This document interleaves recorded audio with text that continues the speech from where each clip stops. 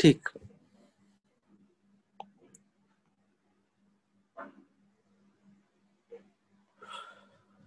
तो magnet force लगा, invisible force लगा, इस टाइप की चीज। तो और इसके टर्म्स में ऐसे भी बोल सकते हैं कि earth is also a very, बोल सकते हो कि earth is also a very big magnet, इस टाइप से। क्यों? क्योंकि अंदर जो है अर्थ के कोर में, अगर तुम्हें याद होगा तो मोल्टेन आयरन या मोल्टेन बोल सकते हो लावा जो है वो कंटिन्यूअस घूम रहा है, राइट? कंटिन्यूअस ऐसे मोशन पे, मतलब क्या? अर्थ मैग्नेटिज्म में इसके बारे में और डिटेल में बताऊंगा, अभी के लिए इतना समझ लो कि earth is also a big magnet जिसका फील्ड है हमारे अराउंड, और इसका जो ये मैग्नेटिक फील्ड की प्रॉपर्टीज है या फिर जो भी ये फील्ड वाला पार्ट है, ये हमें सन के हार्मफुल रेस से किसी ना किसी तरह से सेव कर रहा है। अगर अर्थ का जो कोर जो है घूमना बंद हो जाए ना, तो इतना ज्यादा इलेक्ट्रोस्टैटिक डिस्चार्ज और ये सब होगा कि मतलब विद इन 1 किलोमीटर स्क्वायर इतनी सारी थंडर स्टॉर्म और ये सब गिरेंगे ना कि अर्थ में सरवाइव करना मुश्किल हो जाएगा। इस पे एक मूवी भी है, अगर तुम में से किसी ने देखा है तो, कि अर्थ का जो कोर है वो घूमना बंद कर देता है यही साइंस के एक्सपेरिमेंट के कारण, राइट? तो अर्थ का कोर घूमना बंद कर देता, तो वो लोग अर्थ के कोर तक जाके उसको, अर्थ का जो कोर है उसको रिस्टार्ट करते हैं न्यूक्लियर बॉम्ब यूज करके। तो ये मूवी अभी मत देखना, लेकिन इन फ्यूचर कभी भी अगर किसी ने देखा है तो वो चीज द कोर के नाम से ये मूवी है, ठीक है? रेटिंग उतनी अच्छी नहीं है, करीब 2003 या 2001 के आसपास की मूवी है। तो मुझे तो काफी सही लगा कॉन्सेप्ट। उसी में बताया हुआ कि अगर अर्थ अपना कोर जो है घूमना बंद कर देता है तो क्या क्या इम्पैक्ट आएगा। जितनी भी डिवाइसेस है ना तुम्हारे पास, वो सब किसी ना किसी तरह से अर्थ के मैग्नेटिक फील्ड से इम्पैक्टेड है, राइट? बहुत लोग काफी डिवाइसेस का नाम भी मैं भूल गया हूँ जो हार्ट के प्रॉब्लम के लिए यूज होता है, ये सब सब चीजें। तो सब चीज फंक्शन करना बंद कर देगा। अर्थ अपना जो बैलेंस हो रखा है कि क्लाउड का इलेक्ट्रोस्टैटिक डिस्चार्ज, अर्थ का अपना जो बोल सकते हो सरफेस चार्ज, ये सब का जो बैलेंस हो रखा है वो पूरा डिसबैलेंस हो जाएगा।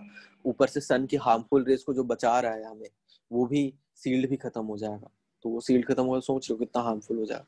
तो earth is also a big magnet, ये टर्म कैसे है बिग मैग्नेट, अर्थ के जो कोर का घूमना जो है कैसे रिलेटेड है मैग्नेटिक फील्ड से, ये सब सब वाली चीजें अभी देखते हैं प्रॉपर। ये ऐसा नहीं है कि इन लोगों ने, साइंटिस्ट ने वर्क करके कुछ इन्वेंट किया है, नहीं, ये सब डिस्कवर किया गया है। ये वंस अपॉन अ टाइम, ऐसा थोड़ी है कि बिफोर क्राइस्ट, क्योंकि हम लोग को करंट कैरिंग वायर जो है, मूविंग चार्ज जो है इलेक्ट्रिक मैग्नेटिक फील्ड प्रोड्यूस करती है, ये ऐसा नहीं होता था क्योंकि हम लोग पढ़ते नहीं थे। ये तो वंस अपॉन अ टाइम से हो ही रहा है। हम लोगों ने बस इसको डिस्कवर किया बाय एक्सीडेंट। बहुत सारी डिस्कवरीज जो है in history by accident discover हुई, ठीक है? और उसका इम्पैक्ट, उसको यूज करके हम लोगों ने चीजों को इन्वेंट करना शुरू किया। तो ये डिस्कवरीज इन फ्यूचर अब कुछ अच्छी डिस्कवरी हो जाए, और लाइक टाइम मशीन, नेक्स्ट तो वही मुझे दिख रहा है, क्वांटम ग्रेविटी में कुछ हो जाए अच्छा खासा। इनकेस अगर तुम लोग फॉलो करते हो कि फिजिक्स में क्या डिस्कवरीज हो रही है, मैथमेटिक्स तो नहीं समझ पाओगे, लेकिन एटलीस्ट तुम लोग को इतना पार्ट समझना चाहिए एज अ फिजिक्स स्टूडेंट कि कहाँ तक पहुंचे हैं। ऐसा थोड़ी है कि फिजिक्स में सब कुछ आ गया अभी हम लोग को। अभी लाइक हम लोग कुछ भी डिस्कवर नहीं कर पाए हैं। लाइक विद इन 400 ईयर्स थी, 400 साल ही तो हुए हैं जब हम लोगों ने, न्यूटन ने ये लॉज दिए 1600s में दिया। उतने टाइम से अभी तक हम लोगों ने मून तक ही पहुंच पाए हैं, right?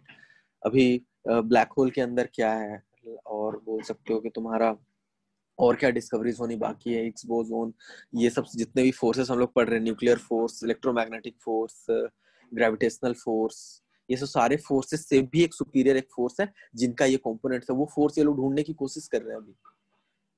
As a science student तुम लोग में इतनी क्यूरियोसिटी होनी चाहिए कि अभी क्या हो रहा है फिजिक्स के फील्ड में, हम लोग कहाँ तक पहुंचे हैं। सब कुछ नहीं फाइंड हो रखा है, राइट? अभी ब्लैक होल, ऐसा बोला जाता है कि big bang theory is like start of universe, कि यूनिवर्स का स्टार्ट बिग बैंग थ्योरी से हुआ। बिग बैंग थ्योरी तो इन लोगों ने दे दिया, लेकिन वहीं पे क्वांटम फिजिक्स बोलता है कि नहीं, ये पॉसिबल नहीं है। क्वांटम फिजिक्स उसको कॉन्ट्राडिक्ट करता है कि big bang theory is not the start of time. ये लूप में मतलब लूप में फंसा हुआ है ये चीज, कि इसका ना कोई स्टार्ट है ना कोई एंड है, ऐसा बोलता है। ये सब थ्योरीज है, इनका मैथमेटिक्स तो भी नहीं समझ पाओगे, लेकिन एटलीस्ट थ्योरीज तो पढ़ा करो। तो यहाँ पे अब नेक्स्ट चीज जो नेक्स्ट फ्यूचर ऑफ बोल सकते हो फिजिक्स का, वो क्या है? क्वांटम फिजिक्स हो गया, एस्ट्रोफिजिक्स हो गया, रिलेटिविटी हो गया, जनरल थ्योरी ऑफ रिलेटिविटी हो गया, ये सब आ गए, राइट। अब नेक्स्ट जो पार्ट आना है जो चीजों को एक्सप्लेन कर पाएगा और अच्छे से कि कहाँ से चीजें प्रोड्यूस हुई और ये कहाँ गई, वो क्वांटम ग्रेविटी नाम की एक वो आएगा, राइट। जिस जो ग्रेविटी को और क्वांटम फिजिक्स को दोनों को क्लब करके बनाया जाएगा।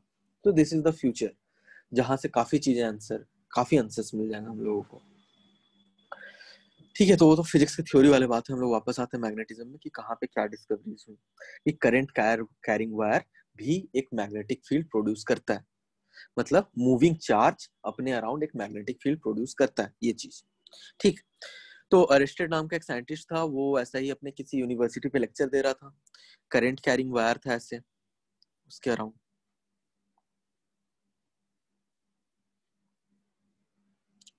ठीक। करंट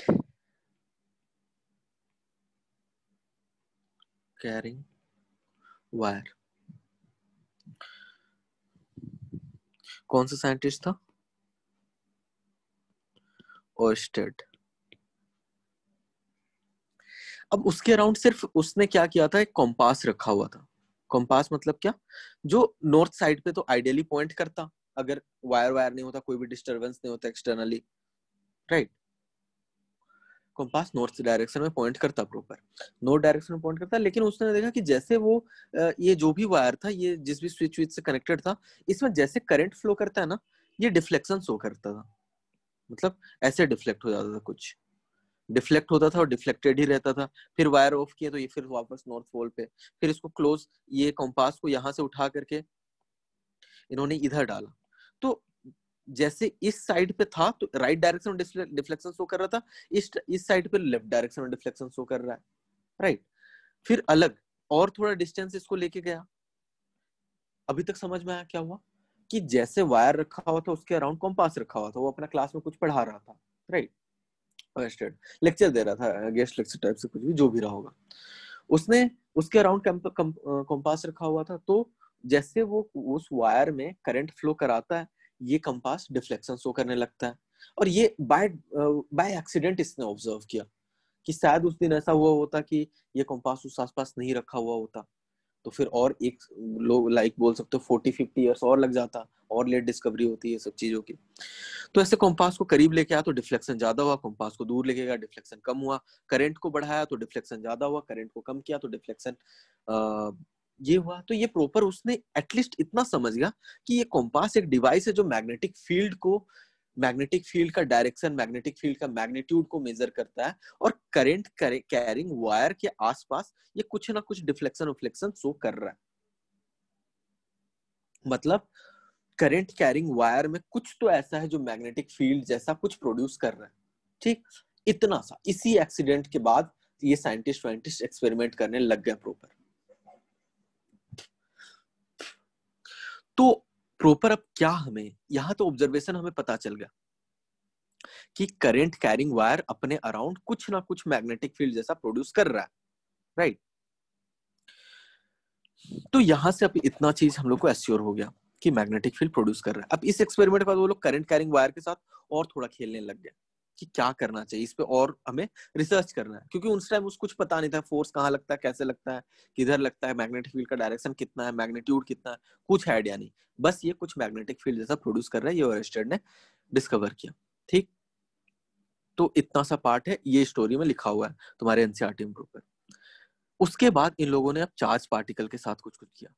क्या? ये करंट कैरिंग वायर ऐसे, यहाँ पे चार्ज पार्टिकल मैंने रखा।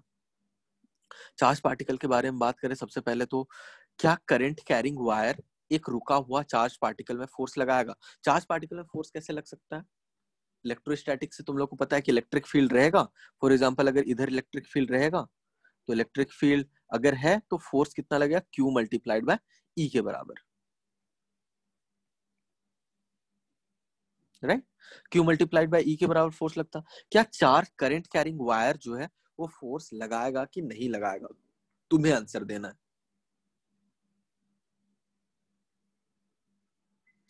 यस एंड नो में। क्या करंट कैरिंग वायर एक रेस्ट में रखा हुआ चार्ज पार्टिकल पे फोर्स लगाएगा? मतलब मैं बेसिकली तुम लोग से ये पूछना चाह रहा हूँ, क्या ये करंट कैरिंग वायर चार्ज्ड है? अगर इस करंट कैरिंग वायर में चार्ज है तो ये फोर्स लगाएगा, अगर इस करंट कैरिंग वायर में चार्ज नहीं है तो ये फोर्स नहीं लगाएगा। गलत। करंट कैरिंग वायर में चार्ज नहीं होता है। चार्ज वायर फोर्स लगाएगा। चार्ज फ्लो करता हुआ वायर मतलब क्या? मैं ये बोल रहा हूँ कि अगर मैं इस वायर को एज ए कंडक्टर, फोर्स नहीं लगेगा सबसे पहली बात, ठीक है ना? फोर्स इज जीरो रेस्ट में। अगर इसको तुम बैटरी से ऐसे कनेक्ट कर रहे हो ये वायर से, तो ये वायर है क्या एक्चुअली में? एक सिंपल सा कंडक्टर है, राइट? कंडक्टर है, और कैसा कंडक्टर है? Neutral conductor. मतलब इसमें साथ में पॉजिटिव चार्ज ऐसे ऐसे रखे हुए हैं, और अगर न्यूट्रल है तो इसमें नेगेटिव चार्ज भी साथ में ऐसे है। कितने नंबर में? इक्वल नंबर में। लेकिन जैसे करंट फ्लोइंग के बारे में मैंने बात किया, ये करंट फ्लो कर रहा है किधर? राइट डायरेक्शन में। तो नेगेटिव चार्ज ना एक्चुअली में फ्लो करता है। नेगेटिव चार्ज यहाँ पे इस तरह से स्ट्रीम की तरह फ्लो कर रहा है। नेगेटिव चार्ज ऐसी स्ट्रीम की तरफ फ्लो कर रहा है, इसका मतलब ये थोड़ी कि ये पूरा का पूरा जो तुम्हारा कंडक्टर है या वायर है वो चार्ज हो गया। समझ में आ रहा है? Charged wire is different thing and current flowing through wire is different thing. मैं तुम्हें एक्सप्लेन कर रहा चाह रहा हूँ कि सिर्फ इतना सा पोर्शन ऑफ वायर को ले लो। इतने से पोर्शन ऑफ वायर में पहले फॉर एग्जांपल 1 2 3 4 5 6 पॉजिटिव चार्ज था, एंड उसके पैरेलल में 6 नेगेटिव चार्ज था, राइट? कितना चार्ज हुआ ओवरऑल इस इतने से पोर्शन ऑफ वायर में? Zero charge. जीरो चार्ज है तो इसमें कितना फोर्स लगेगा? जीरो फोर्स लगेगा, राइट? तुम लोग बोला कि सर करंट फ्लो कर रहा है, उसका कुछ इंपैक्ट होगा क्या? करंट फ्लो करना इज बेसिकली चार्ज फ्लो करना।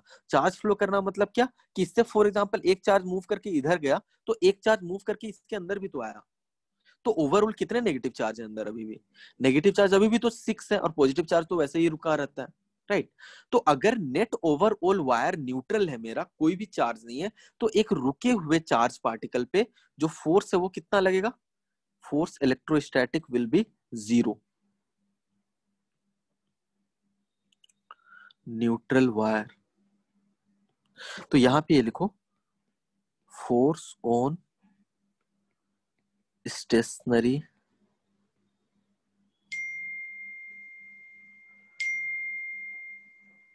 Charged particle, force on a stationary charged particle due to current carrying wire is zero। समझ में आया कि ये कंडक्टर है, कंडक्टर ऑलरेडी न्यूट्रल था, उससे करंट फ्लो कराने से उसमें चार्ज नहीं आ गया, सिर्फ चार्ज उसको क्रॉस करके जा रहा है, ठीक है ना? तो किसी भी सेक्शन को पकड़ोगे तो वो सेक्शन में ओवरऑल चार्ज जीरो ही है। ओवरऑल चार्ज जीरो ही है, तो इस जो रेस्ट पे रखा हुआ है चार्ज पार्टिकल, उसमें कोई भी फोर्स नहीं लगने वाला। तो ये तो हो गया तुम्हारे वायर में रेस्ट चार्ज पार्टिकल की बात।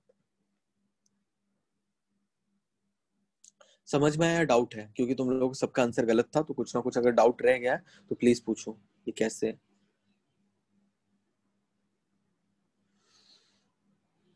ओके, चलो देखते हैं। तो ये हो गया। अब इसमें अब चार्ज पार्टिकल रेस्ट पे था, रेस्ट पे तो जीरो फोर्स लगा। लेकिन अभी इन लोगों ने इसके अराउंड चार्ज वार्ज को जो नहीं बोल सकते हो कि चार्ज को मूव करा के देखने की कोशिश की।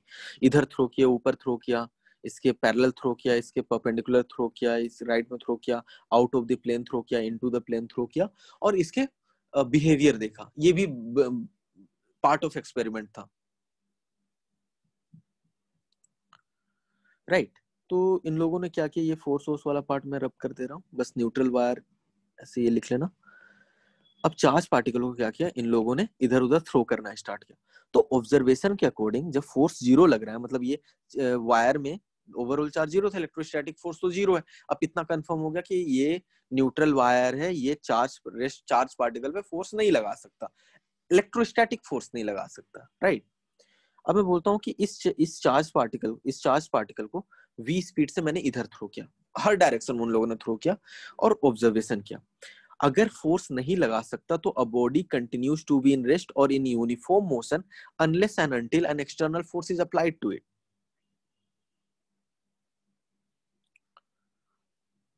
ठीक है, ऐसे। तो आइडियली अगर इस डायरेक्शन में वेलोसिटी दी है तो इसका पाथ कैसा होना चाहिए था, इस डायरेक्शन में, अगर कोई फोर्स नहीं लगा तो। राइट, न्यूटन लॉस के अकॉर्डिंग तो यही है कि इस डायरेक्शन में ये चलता चला जाना चाहिए था, क्योंकि कोई एक्सटर्नल फोर्स नहीं। लेकिन ऑब्जर्वेशन के अकॉर्डिंग क्या है कि अगर इसको इस डायरेक्शन में तुमने थ्रो किया ना, तो इसका पाथ ऐसे डाइवर्ट हो जाता है, मतलब अपना डायरेक्शन चेंज कर रहा है ये चार्ज पार्टिकल। अगर डायरेक्शन चेंज कर रहा है और इलेक्ट्रोस्टैटिक फोर्स नहीं है, तो कोई तो दूसरा फोर्स है जो इस पे फोर्स लगा रहा है। ये भी one of the part of experiment था। तो second observation, but when charged was moved, but when, इसमें ये एक्चुअल पाथ लिख दो,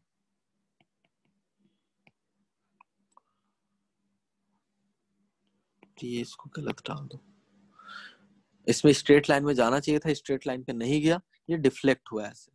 ठीक है, डिफ्लेक्ट हुआ मतलब कुछ तो फोर्स लगा है, वो क्या फोर्स है ये सब सबकी स्टडी हम लोग देखते हैं। But when charge was moved,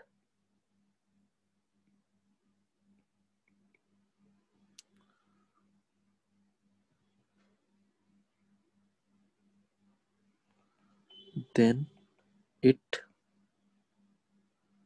followed a deviation, वो डेविएट हुआ अपने पाथ से।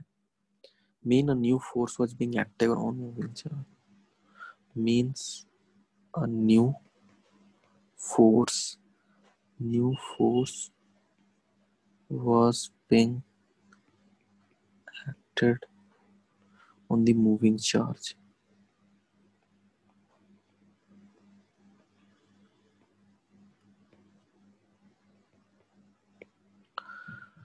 मूविंग चार्ज, और इसका नेचर कैसा था, same kind of force as that of a magnet.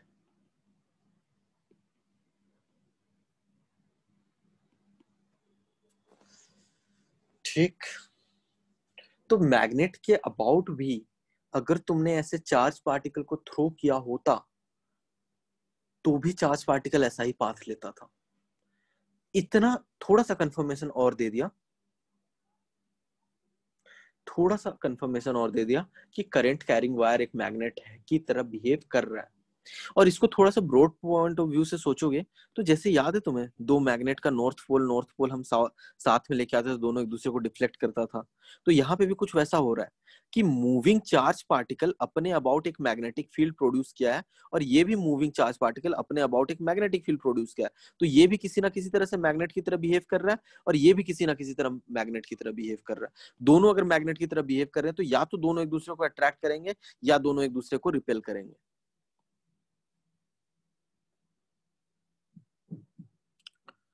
ठीक, तो जो स्टेटमेंट में तुम लोग को बताया था कि moving charge produces magnetic field around it, धीरे धीरे और बातें क्लियर होती जाएंगी। अभी तक थोड़ा बहुत समझ में आ रहा है क्या, कि हम लोग ये ढूंढने की कोशिश कर रहे हैं कि करंट कैरिंग वायर जो है ये एक मैग्नेट की तरह वर्क कर रहा है, और कैसे, एक्सपेरिमेंटली। एक्सपेरिमेंट से हमें लगा कि चार्ज जो है डिफ्लेक्ट हुआ है, चार्ज डिफ्लेक्ट वैसा ही हुआ है जैसे मैग्नेट के अराउंड होता, तो ये एक मैग्नेट की तरह बिहेव कर रहा है। अब हमारे पास दो चीजें फाइंड करेगा यहाँ के बाद। तो तुम लोग को और स्टेटमेंट में क्या लिखना चाहिए, फिर मैं अपना ऑब्जर्वेशन बताऊंगा। कि जो भी स्टेटमेंट्स मैंने बोला वो स्टेटमेंट तुम्हें लिखा होना चाहिए कि of course this wire is, इस वायर से इलेक्ट्रोस्टैटिक फोर्स तो नहीं लग सकता, क्यों, क्योंकि न्यूट्रल वायर है। तो there is some different kind of force which is not electrostatic force. ठीक, तो एरिस्टॉटल का जो एग्जैक्ट स्टेटमेंट था वो लिख लो। और एरिस्टॉटल का स्टेटमेंट था, ही स्टेटेड, स्टेटमेंट ही एग्जैक्ट लिख लेता है, a current carrying wire produces a current carrying wire produces a new type of field, a new type of field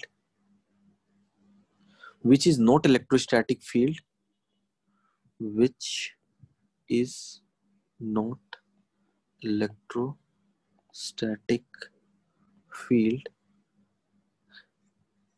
बस इतना स्टेटमेंट इसने दिया था, and which later he named as, which he later named magnetic field.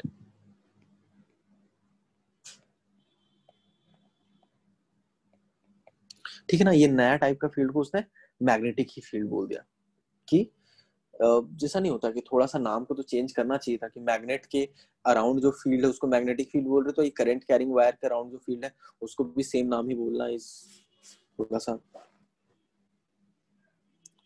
Correct नहीं है।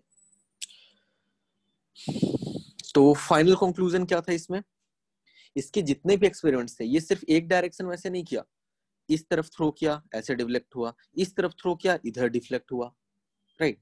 Perpendicularly throw किया, wire के perpendicular ऐसे थ्रो करता है तो स्ट्रेट लाइन में चलता चला जाता है, बाहर की तरफ थ्रो करता है तो स्ट्रेट लाइन में चलता चला जाता है, out of the plane throw करता है तो भी इस डायरेक्शन में डिफ्लेक्ट होता है, इनटू द प्लेन थ्रो करता है इस डायरेक्शन में डिफ्लेक्ट होता है। तो ऐसा हर कि इसके सामने ले जाके थ्रो किया तो ज्यादा रेट से डिफ्लेक्ट हुआ, इससे कम, इससे ज्यादा दूर ले जाके डिफ्लेक्ट किया तो कम डिफ्लेक्शन हुआ।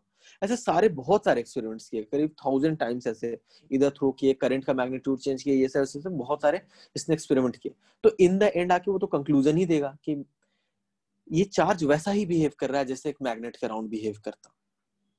तो उसने डायरेक्ट अपना कंक्लूजन दे दिया क्या,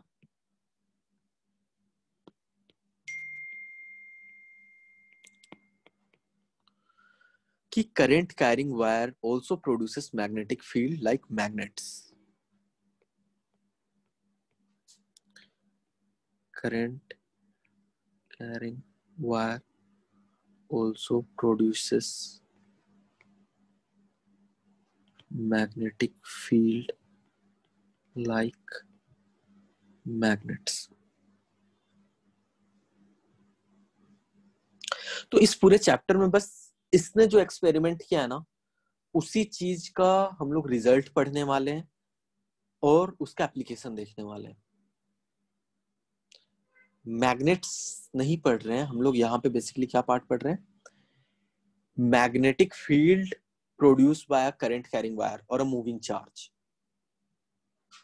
ठीक है, मैग्नेट्स इजी है, मैग्नेट पढ़ना, नॉर्थ पोल साउथ पोल वही चीज तो होता है, उसके कारण इंडक्शन इंडक्शन ये सब तुम्हारा सेल्फ स्टडी वाला पार्ट है, एनसीईआरटी वाला पार्ट है। बेसिकली एनसीईआरटी में पूरा थ्योरी दिया हुआ है और वो जेईई एडवांस के सिलेबस में भी कैरी नहीं होता है। ठीक, तो यहाँ के बाद पूरा का पूरा चैप्टर को मैं दो पार्ट में स्प्लिट कर दूंगा। क्या पढ़ना है समझ में आ गया, कि एक करंट कैरिंग वायर जो है वो अपने अराउंड मैग्नेटिक फील्ड प्रोड्यूस कर रहा है। अब इसमें कितना प्रोड्यूस कर रहा है और कैसे प्रोड्यूस कर रहा है, कि इसको क्वांटिफाई करना कि मैग्नेटिक फील्ड प्रोड्यूस तो कर रहा है, कितना प्रोड्यूस कर रहा है और किस डायरेक्शन में प्रोड्यूस कर रहा है, इसका नेचर, कि magnetic field produced by a current carrying wire, ये हो गया फर्स्ट पार्ट। सेकेंड पार्ट क्या हो जाएगा, उसने मैग्नेटिक फील्ड तो प्रोड्यूस कर दिया, अब उस मैग्नेटिक फील्ड के कारण इस चार्ज पे कितना फोर्स लगा, ये फोर्स का क्वांटिफाई करना, ये मेरा सेकेंड पार्ट होगा। ठीक है, तो टू सब पार्ट्स को मैं इस पूरे चैप्टर को डिवाइड करूंगा।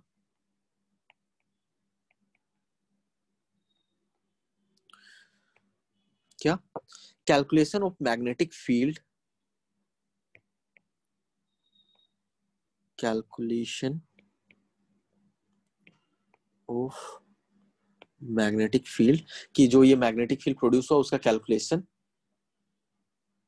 तो ये फर्स्ट पार्ट हो जाएगा। एंड सेकेंड पार्ट हो जाएगा तुम्हारा force produce due to this magnetic field, force produced by this magnetic field, ये दो पार्ट में। तो कैलकुलेशन ऑफ मैग्नेटिक फील्ड के लिए हमारे पास दो लॉज हैं, दोनों लॉज को हमें पढ़ने हैं प्रॉपर। बार्ट-सावर्ट्स लॉ,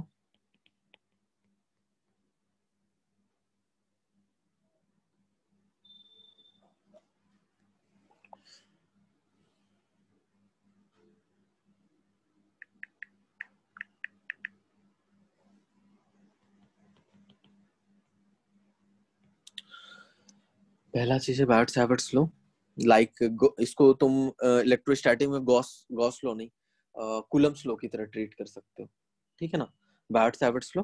और दूसरा पार्ट हो जाएगा एम्पियर्स लॉ।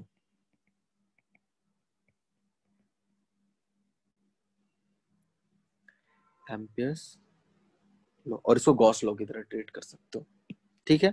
तो दो लॉज पढ़ेंगे हम लोग, क्या, calculation of magnetic field due to current carrying wire के कारण।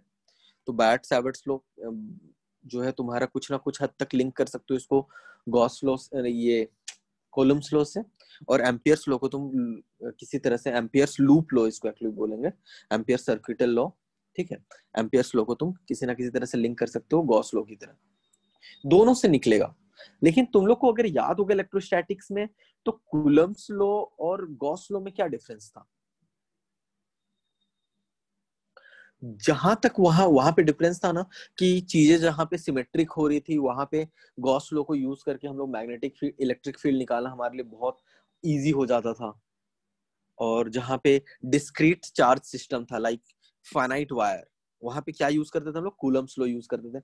वैसा ही यहाँ पे बायट सैवर्ट्स लॉ कुछ ना कुछ हद तक कूलम्स लॉ की तरह वर्क करेगा, और एम्पियर सर्किटल लॉ कुछ ना कुछ हद तक गॉस लॉ की तरह वर्क करेगा, ठीक है ना, वर्किंग के टर्म से बता रहा हूँ। और ये force produce due to magnetic field, ये वाला पार्ट। तो यहाँ पे दो सेक्शन हम लोग पूरे पूरे magnetic field due to current carrying wire को डिवाइड कर दिया। अब देखो तुम्हारे एचसी वर्मा में क्या है कि पहले ये चीज बताया गया कि force due to this magnetic field बोल दिया गया कि चलो टू टू टेस्ला इतना मैग्नीट्यूड का है, इसके कारण कितना फोर्स लगेगा, फोर्स उन लोगों ने पहले पढ़ा दिया। फिर बाद में बताया कि वो मैग्नेटिक फील्ड जो करंट कैरिंग वायर के कारण प्रोड्यूस हो रहा है उसका इतना मैग्नीट्यूड होगा। मैं तुम लोग को ये वाला पार्ट पहले पढ़ाऊंगा, फिर बाद में ये वाला पार्ट पढ़ाऊंगा, ठीक है, बेटर रहेगा, मुझे पर्सनली ऐसा लगता है। तो सबसे पहले हम लोग को क्या पढ़ना है इस पूरे जो भी चैप्टर स्टार्ट किया उसमें, जो करंट कैरिंग वायर है या मूविंग चार्ज है वो अपने अराउंड कैसा मैग्नेटिक फील्ड प्रोड्यूस कर रहा है, कितना मैग्नेटिक फील्ड प्रोड्यूस कर रहा है, किस डायरेक्शन में। Magnetic field is of course a vector quantity की तरह इसको ट्रीट कर, वेक्टर क्वांटिटी है इनफैक्ट, ठीक है। तो इसका डायरेक्शन होगा, मैग्नीट्यूड होगा प्रॉपर, ठीक, डायरेक्शन भी होगा, मैग्नीट्यूड भी होगा। तो डायरेक्शन फाइंड करना हमारे लिए एक तो वो चीज होगा, वर्क होगा, और उसका मैग्नीट्यूड फाइंड करना, दो वर्क होगा, ठीक है। दोनों लॉस को देखते हैं। सबसे पहले मैग्नेटिक फील्ड को अब डिफाइन करते हैं। समझ में आया हम लोग क्या करने वाले पूरे पूरे चैप्टर में। और स्टेट ने जो एक्सपेरिमेंट किया उसका ऑब्जर्वेशन हमने देखा, उस समय इतना पता चला कि करंट कैरिंग वायर जो अपने एक मैग्नेट की तरह बिहेव करता है, और उसके आसपास अगर हम चार्ज को ऐसे वेलोसिटी से मूव करते हैं तो वो चार्ज जो है मेरा फोर्स फील करता है, और वो ऐसा ही फोर्स फील करता है जैसे एक मैग्नेट के कारण करता। तो यहाँ पे पूरा का पूरा मेरे पास वर्क आ गया कि अब वो करंट कैरिंग जो वायर था मेरा, वो जो मैग्नेटिक फील्ड प्रोड्यूस करने वाला है, वो मैग्नेटिक फील्ड का स्ट्रेंथ क्या होगा, किधर लाई करेगा, क्या क्या होगा। तो प्रॉपर मैग्नेटिज्म और मैग्नेट के बारे में, मैग्नेटिक फील्ड के बारे में जानना जरूरी है, फिर हम लोग कैलकुलेट कर पाएंगे, ठीक। दूसरा क्या है, वो चार्ज जो मूव कर रहा था उस चार्ज में कितना फोर्स लगने वाला है किसी भी मैग्नेटिक फील्ड के कारण, जरूरी नहीं कि करंट कैरिंग वाला मैग्नेटिक फील्ड के कारण, किसी भी इन जनरल मैग्नेटिक फील्ड के कारण तुम्हारा मूविंग चार्ज पार्टिकल पे कितना फोर्स लगता है। फोर्स है तो ऑफकोर्स डायरेक्शन और मैग्नीट्यूड दोनों चाहिए होगा, ठीक। तो सबसे पहले अभी फोकस करना तुम्हें क्या, मैग्नेटिक फील्ड पे। ओके, तो मैग्नेटिक फील्ड पे आ जाते हैं, डायरेक्ट बोलते हैं। Magnetic field is invisible factor. जैसे इलेक्ट्रिक फील्ड जो क्या है, इनविजिबल है, हम लोग सिर्फ एक कॉन्सेप्ट बनाए हुए हैं चीजों की स्टडी करने के लिए, वैसा ही मैग्नेटिक फील्ड भी एक कॉन्सेप्ट है, ठीक। Magnetic field is invisible vector field in space,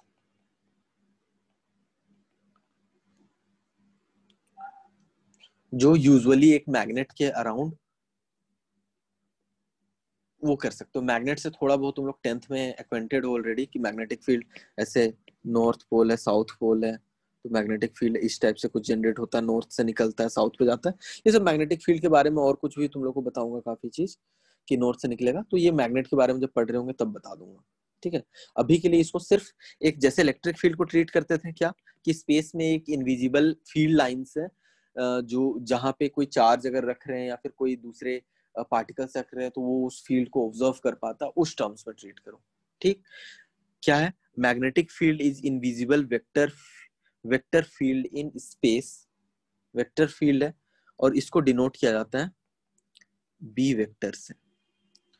अगर वेक्टर फील्ड है तो मैग्नीट्यूड भी होगा, डायरेक्शन भी होगा।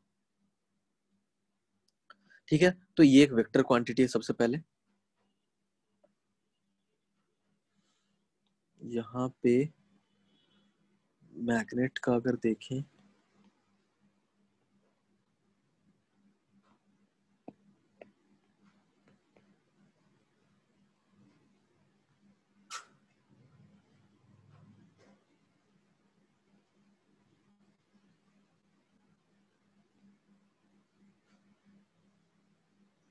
क्या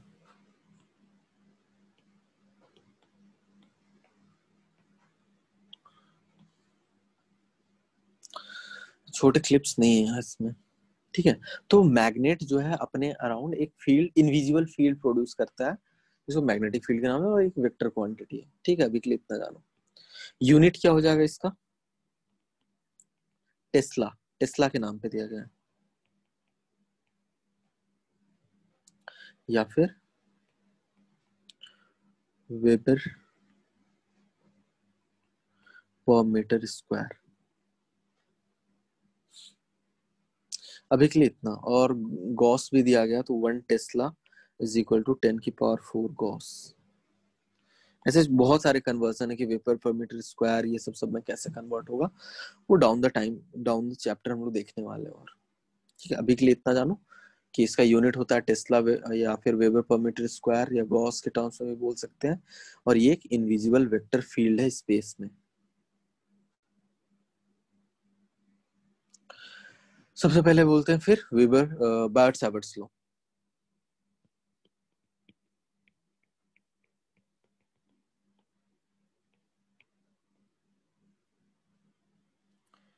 इसमें ये चीज यूज ही नहीं करते हैं, पता नहीं क्यों। जैसे मैंने बताया कि लॉ है, लॉ का कोई प्रूफ नहीं होता है, ये सिर्फ एक सिंपल ऑब्जर्वेशन के बेसिस पे वेल डिजाइंड फॉर्मूला होता है। ठीक है, जैसे न्यूटन के फर्स्ट लॉ के बारे में, सेकंड लॉ के बारे में जानो कि force is equal to mass into acceleration. ये कहाँ से आया? इसका कोई प्रूफ है क्या? नहीं, सिर्फ एक ऑब्जर्वेशन है, कितना फोर्स लगाएंगे इतना एक्सेलरेशन आता है। हर जगह पे वैलिड है और हर जगह पे वर्क करता है। वैसा ही तुम्हारा बायट-सैवर्ट्स लॉ भी है या फिर एम्पियर्स लॉ भी है, गॉस लॉ का भी यही है।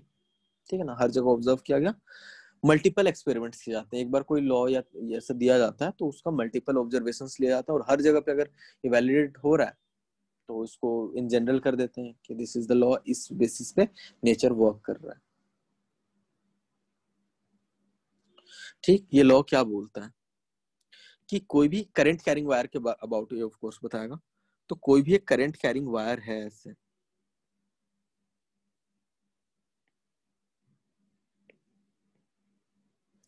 इन जनरल वायर ले लो आई, पूरे के पूरे वायर के बारे में ये नहीं बोलता, ये बोलता है कि करंट कैरिंग वायर का सिर्फ एक सेक्शन के बारे में ले लो तुम, कि इतना छोटा सा पोर्शन। ठीक है, जिसका लेंथ कितना है? डीएल के बराबर, और इसके थ्रू करंट कितना जा रहा है? आई। कितना छोटा सा पोर्शन लिए? बहुत छोटा सा डीएल पोर्शन। करंट का डायरेक्शन किधर? ऊपर, करंट ऊपर की तरफ जा रहा है। अब उस पॉइंट से, अब इस छोटे से एलिमेंट के कारण, जिसको मैंने मार्क करके रखा हुआ है, इस छोटे से एलिमेंट के कारण कितना मैग्नेटिक फील्ड प्रोड्यूस होने वाला है किसी भी पोजीशन पे। वो बोला कि कोई एक रैंडम पॉइंट ले लो कि वायर से यहाँ पे पॉइंट भी कहाँ लेना चाहते हो तुम, अपने हिसाब से ले लो। मैं बोलता हूँ यहाँ पे ले सकते हैं, यहाँ पे ले सकते हैं, इन द वायर ले सकते हैं, लेफ्ट में ले सकते हैं, राइट पे क्लोज ले सकते हैं, दूर ले सकते हैं, कहीं पे भी ले सकते हैं। तो मैं एक जनरल पॉइंट यहाँ पे पी एज्यूम कर लेता हूँ। ठीक, सच दैट इस वायर का एलिमेंट जो कि एक बहुत छोटा है वायर है, उससे ये आर वेक्टर पे है। ठीक है, तो at point P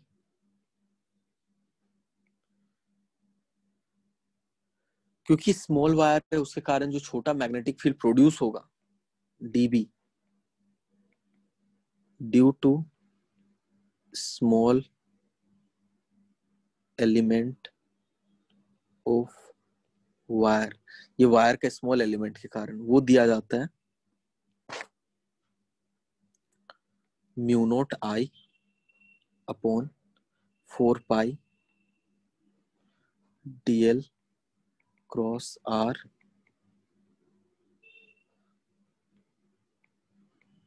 DL cross r by r के मैग्नीट्यूड का क्यूब।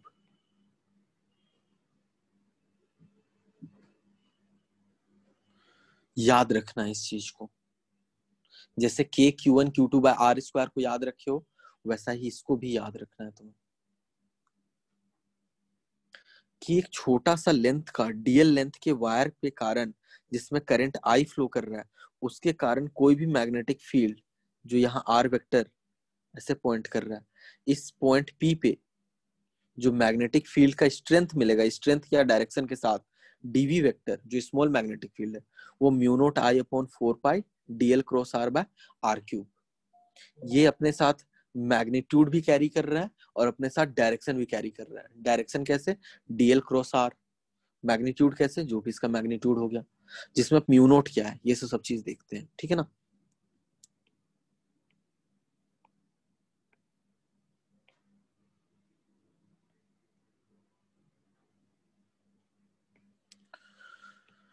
where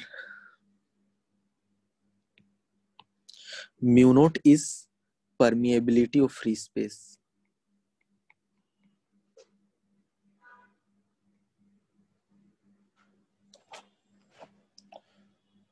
परमिटिविटी परमिलेबिलिटी दोनों अलग चीज है।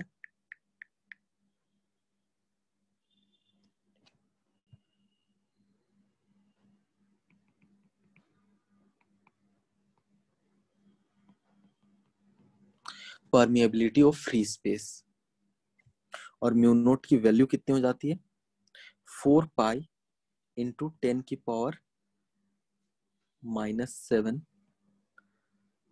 टेस्ला मीटर पर एम्पियर, ठीक है। जैसे एप्सिलॉन नोट याद है तुम लोगों को, एप्सिलॉन नोट क्या होता था, परमिटिविटी ऑफ फ्री स्पेस, और ये म्यू नोट क्या है, परमिएबिलिटी ऑफ फ्री स्पेस, ठीक है।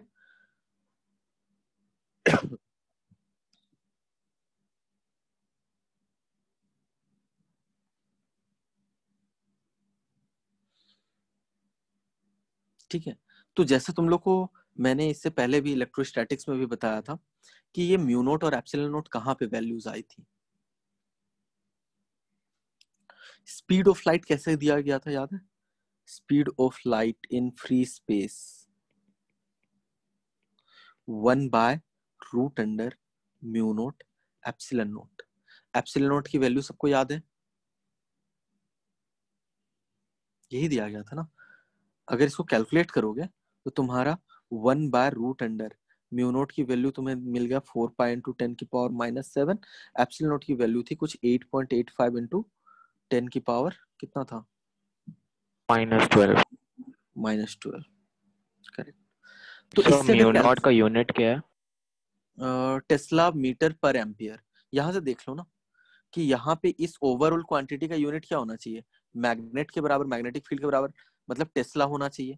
अब इस टेस्ला को करंट एम्पियर वाला पार्ट कॉन्ट्राडिक्ट कर रहा है और ये मीटर वाला पार्ट कंट्रीब्यूट कर रहा है, तो ऊपर इसलिए टेस्ला के साथ ऊपर मीटर आ जाएगा, नीचे एम्पियर आ जाएगा। ये यूनिट खुद से डिराइव करना आना चाहिए,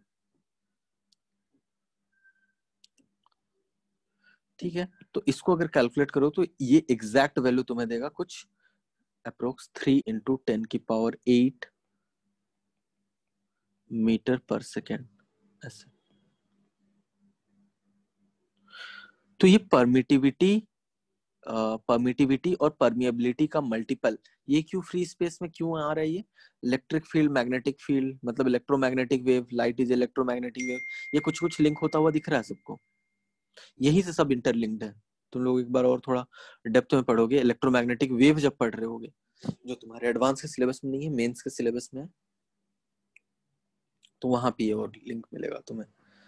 और किसी मीडियम में चले जाते थे तो याद है एक रिलेटिव परमिटिविटी आता था, रिलेटिव परमिएबिलिटी आता था।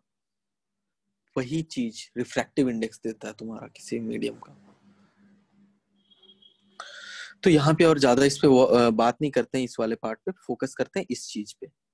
ठीक है, फोकस किस में करना है, इस पे, मैग्नेटिक फील्ड पे, कि मैग्नेटिक फील्ड का जो मैग्नीट्यूड और डायरेक्शन या फिर जो वेक्टर क्वांटिटी जो स्मॉल मैग्नेटिक फील्ड डिनोट कर रहा है वो mu naught I upon 4 pi dl cross r by r cube. याद कर लो क्योंकि बहुत बार यूज करने वाले हम लोग ये। वैसा ही उतने ही अच्छे से याद होना चाहिए जितना अच्छे से तुम्हें k q one q two by r square याद है। Mu naught I upon 4 pi dl cross r by r cube. देखो यहाँ पे आर क्यूब मैंने लिखा तो है आर क्यूब मैग्नीट्यूड का क्यूब, लेकिन तुम्हें बुक्स में आर स्क्वायर ऐसे दिखेंगे। क्यों? क्योंकि यहाँ पे ऊपर में इन लोगों ने आर कैप ले रखा होगा।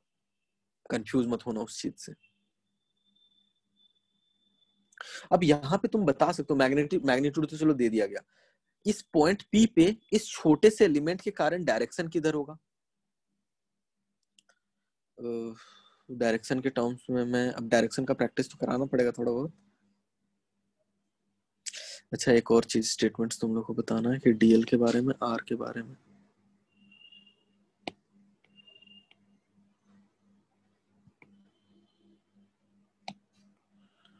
यहाँ पे डीएल क्या है? डीएल भी एक वेक्टर क्वांटिटी है। डीएल किस डायरेक्शन में होगा? DL direction is along the flow of current. जिस डायरेक्शन में करंट फ्लो कर रहा है उस डायरेक्शन में डीएल को लेना है तुम्हें। ठीक है, और तुम्हारा क्या होगा? Direction of r vector is towards the point where it is to be found, is towards the point where field is to be found, field is to be found। तो इस एलिमेंट से स्टार्ट होके जिस point पे find करना उस direction में तुम्हारा आर वेक्टर होगा। ठीक, और डीएल का डायरेक्शन किधर होगा? जिस डायरेक्शन में करंट है। तो आई होप अब बता सकते हो डीएल क्रॉस आर का डायरेक्शन किधर होगा इस केस में।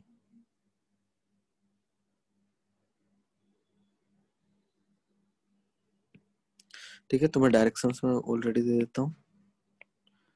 East, west, north, south, north east, north west, south west, south east, into the plane, out of the plane। 1 2 3 4 5 6 7 8 9 10 number के टर्म्स में आंसर दे सकते हो।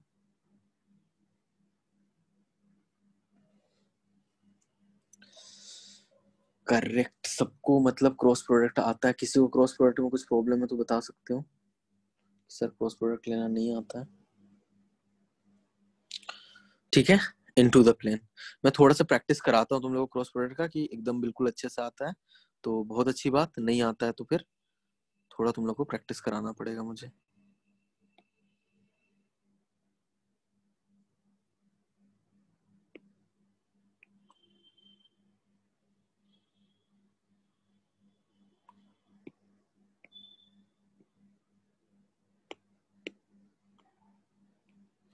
ठीक है, डायरेक्शन कन्वेंशन यही रहेगा, इसी को यूज करके तुम्हें आंसर्स देने। मैं तुम लोग को थोड़ा प्रैक्टिस कराता हूँ।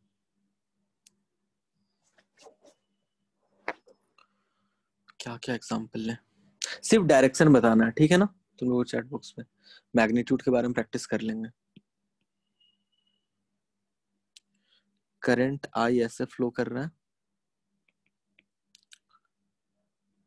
यहाँ पे पॉइंट पी है। करंट आई ऐसे फ्लो कर रहा है, यहाँ पे पॉइंट पी है। सारे क्वेश्चंस लिख लो, फिर एक एक करके आंसर देते हैं।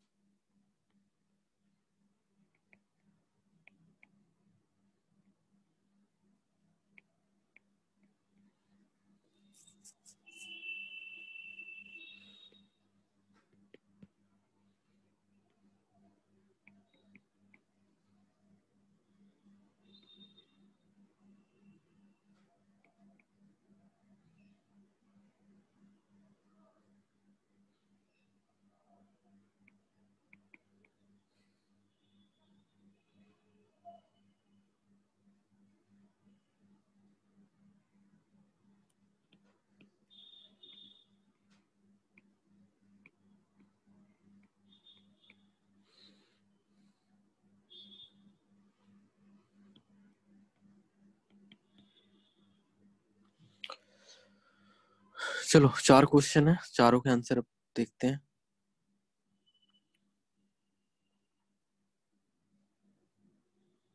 क्वेश्चन नंबर 1 का आंसर क्या होगा इन्हीं कन्वेंशन के अकॉर्डिंग?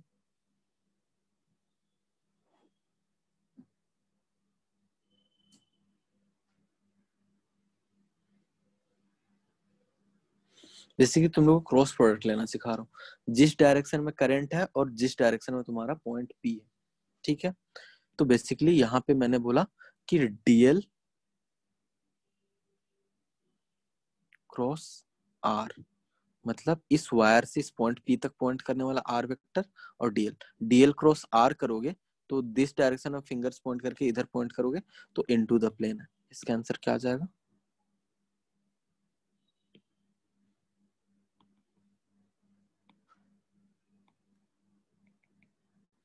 B vector. चलो ठीक है, सबका आंसर करेक्ट था। सबको आता है ना क्रॉस प्रोडक्ट लेना? आई होप, रुको देखने दो। 1 2 3 4 5 सारे लोग आंसर नहीं दिए, किसी को नहीं आता तो बोल दो, अच्छे से सिखा दूंगा। क्वेश्चन नंबर 2 में मैग्नेटिक फील्ड की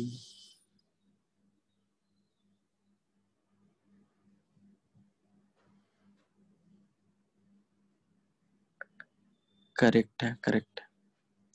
0 होगा वैल्यू, क्यों? क्योंकि डीएल का भी डायरेक्शन इधर और आर का भी डायरेक्शन इधर, ठीक है। मतलब आर वेक्टर तो 0 ही हो गया, तो यहाँ पे एंगल भी 0 हो रहा है और तुम्हारा आर वेक्टर 0, तो ओवरऑल तुम्हारा मैग्नेटिक फील्ड 0 हो जाएगा। मैग्नेटिक फील्ड है ही नहीं तो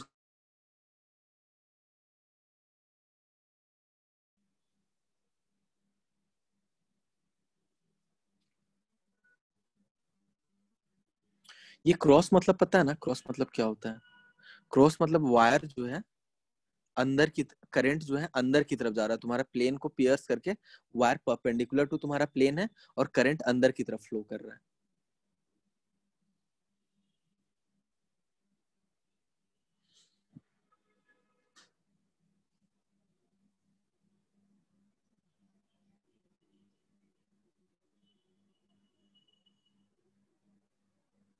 नहीं, क्वेश्चन नंबर 3 गड़बड़,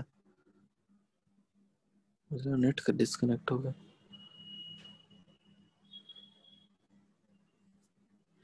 क्वेश्चन नंबर 3 नहीं क्रैक हो पा रहा है क्या?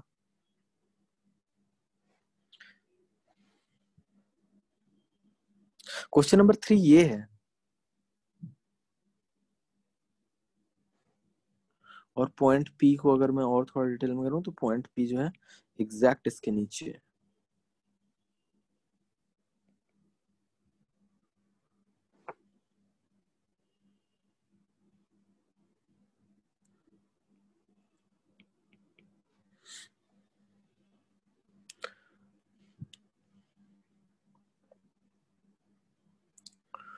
देखो तुम लोग क्रॉस प्रोडक्ट अब कैसे लेते हो, ये चीज ये चीज तुम लोगों को मैं, अब क्रॉस प्रोडक्ट लेना तो आना चाहिए तुम्हें। देखो सबसे पहले तुम्हें क्या करना है, डीएल का डायरेक्शन बताना है। इसमें ये क्रॉस मतलब पहले समझो, क्रॉस मतलब होता है कि current is perpendicular to your screen, तुम्हारी स्क्रीन के परपेंडिकुलर है करंट, और की तरफ करंट जा रहा है। परपेंडिकुलर टू स्क्रीन तुम्हारा वायर है, तुम लोग देख सकते हो, अपने पेंसिल को तुम्हारे स्क्रीन के परपेंडिकुलर डालो, और करंट जो है अंदर की तरफ फ्लो कर रहा है, तुम्हारे स्क्रीन के इनसाइड फ्लो कर रहा है, राइट। तो करंट जो है इनटू द प्लेन हो गया, और साथ में आर वेक्टर किधर हो गया, इस तरफ। तो डीएल वेक्टर अंदर की तरफ एंड आर वेक्टर इधर।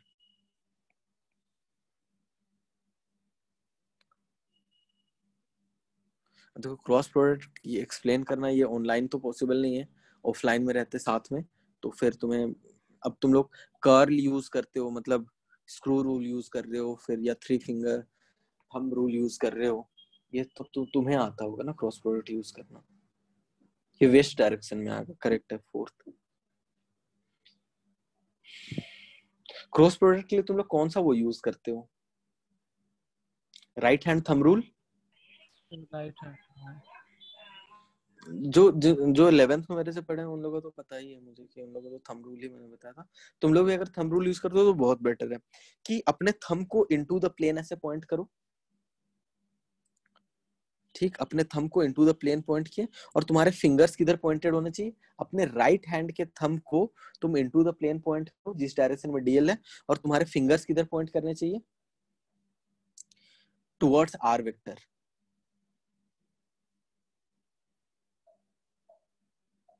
बहुत सारे क्रॉस प्रोडक्ट तुम लोग को सीखना पड़ेगा खुद से, ठीक है। क्रॉस प्रोडक्ट के लिए इतने सारे रूल्स बना दिए ना कि अब तुम लोग किस चीज से यूज टू हो मुझे एकदम नहीं पता। मैं तो हर रूल से ही एक्सप्लेन कर दूंगा, मुझे कोई प्रॉब्लम नहीं है। तो डीएल डीएल क्रॉस आर जैसे बाकी क्वेश्चन सोल्व कर रहे थे कैसे होता था, इसके लिए कैसे कर रहे थे कि जिस तरफ तुम्हारा करंट है उस तरफ अपने थंब पॉइंट करो, और तुम्हारे पाम जो है इस तरफ ऐसे ओपन होना चाहिए, जिस तरफ तुम्हारा, कैसे एक्सप्लेन करें,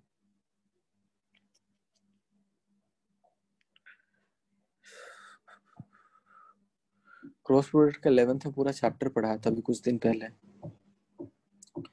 चलो अटेंड कर लेना वो, ठीक है। इसका वेस्ट डायरेक्शन मैं तुम्हें लिंक भेज दूंगा, क्रॉस प्रोडक्ट करना सीख लेना उस वाले चैप्टर में, ठीक। क्रॉस प्रोडक्ट बस आना चाहिए इसमें, क्रॉस प्रोडक्ट अभी नहीं आता तो फिर बहुत प्रॉब्लम है।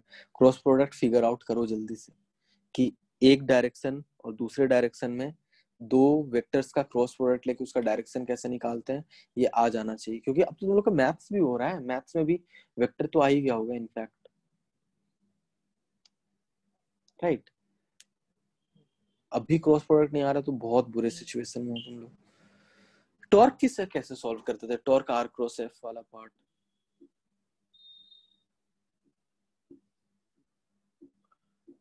कि जैसे टॉर्क सॉल्व करते थे, टॉर्क में क्या होता था, आर क्रॉस एफ, तो आर जिस तरफ पॉइंट किया और एफ जिस तरफ पॉइंट किया, वैसा ही यहाँ पे ये डीएल हो जाएगा और ये डीएल क्रॉस आर हो जाएगा। तो जैसे तुम लोग आर क्रॉस एफ में टॉर्क का डायरेक्शन निकालते थे ना, same to same method use करके यहाँ डीएल क्रॉस आर करो, अब हो जाएगा। अक्षत,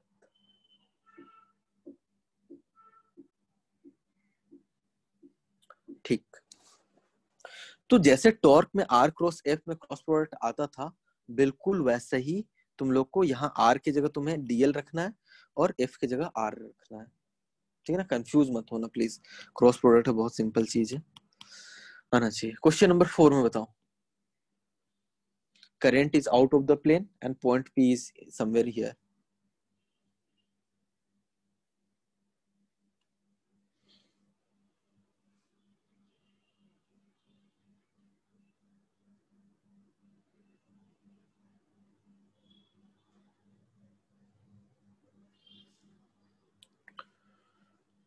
करेक्ट है, सबको एटलीस्ट आता तो है क्रॉस प्रोडक्ट ना, नहीं तो ये मेरे लिए बहुत टफ टास्क हो जाता, ऑनलाइन क्रॉस प्रोडक्ट पढ़ाना बहुत ही टफ टास्क हो जाता मेरे लिए, ठीक है। तो लोग ऑलमोस्ट सबको क्रॉस प्रोडक्ट लेना आ रहा है, वेरी गुड। इसमें जो मैग्नेटिक फील्ड का डायरेक्शन है वो बी वेक्टर इधर होगा, डीएल जो है out of the plane and r vector एस से। बस और एक चीज बता देता हूँ,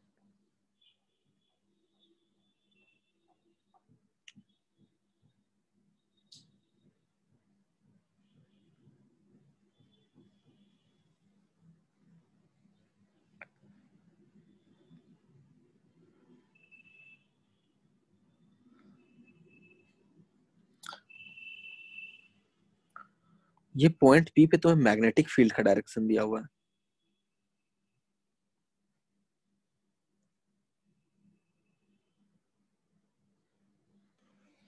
चलो,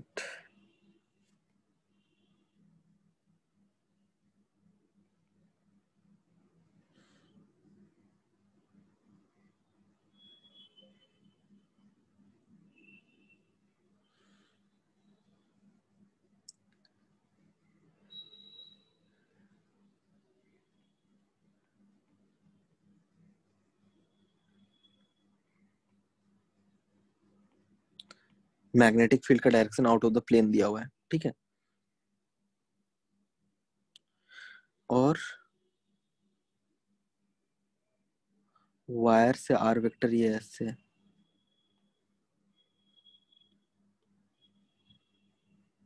ठीक है ना। यहां से वायर क्रॉस कर रहा है, इस वाले पोजीशन से वायर क्रॉस कर रहा है, ठीक। करंट किस डायरेक्शन में फ्लो कर रहा होगा ये पूछ रहा हूँ।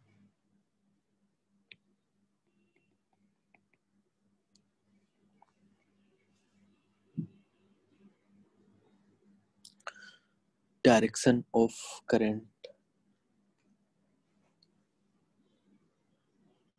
चीजों को परपेंडिकुलर लेके ही करना। अभी क्रॉस प्रोडक्ट में अभी हर चीज 90 डिग्री लेके हम लोग कर रहे हैं, ठीक है, इतना ध्यान रखना।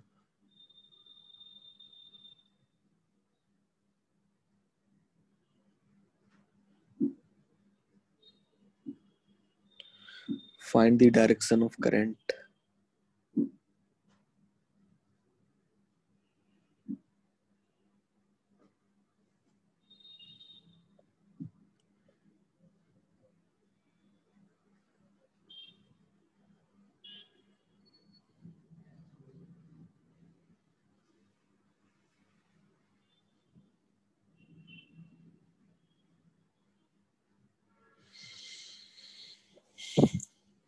करेक्ट है। अगर इसका आंसर दे दिया ना तुम लोग, क्रॉस प्रोडक्ट बहुत अच्छे से आता है। अब मुझे इस पे और मेहनत करने की जरूरत नहीं है क्रॉस प्रोडक्ट वाले पार्ट में, ठीक है। सबको अच्छे से आता है, क्लियर है। तो south west is the correct answer. South west में करंट फ्लो कर रहा हो। तो क्रॉस प्रोडक्ट वाला पार्ट आ गया कि अब करंट कैरिंग वायर के कारण किसी पॉइंट पी पे अगर तुमसे डायरेक्शन पूछा जाए तो डायरेक्शन वाला पार्ट में किसी को कोई डाउट नहीं होना चाहिए, ठीक है। डीएल क्रॉस आर वाला पार्ट। अब आते हैं मैग्नीट्यूड वाले पार्ट में। मैग्नीट्यूड वाले पार्ट पे क्या, सिंपली ये याद रखना है, ये लॉ है। इन लोगों ने 1000 एक्सपेरिमेंट्स कर करके ये चीज निकाला कि म्यू नॉट वैल्यू होगा, करंट का मैग्नीट्यूड होगा, 4 पाई होगा, आर एंड दिस दैट ऐसे।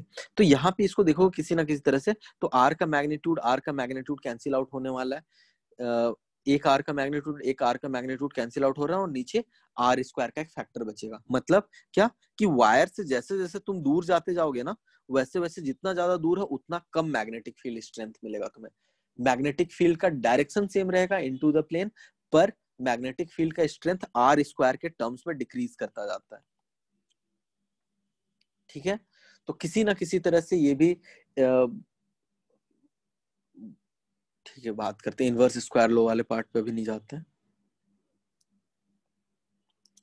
ये।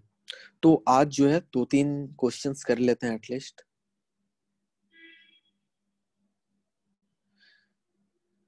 बैट-सैविट्स लॉ के application. Magnetic field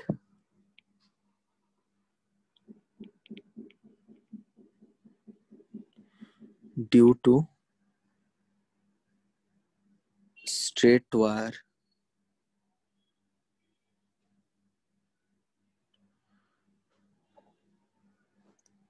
magnetic field due to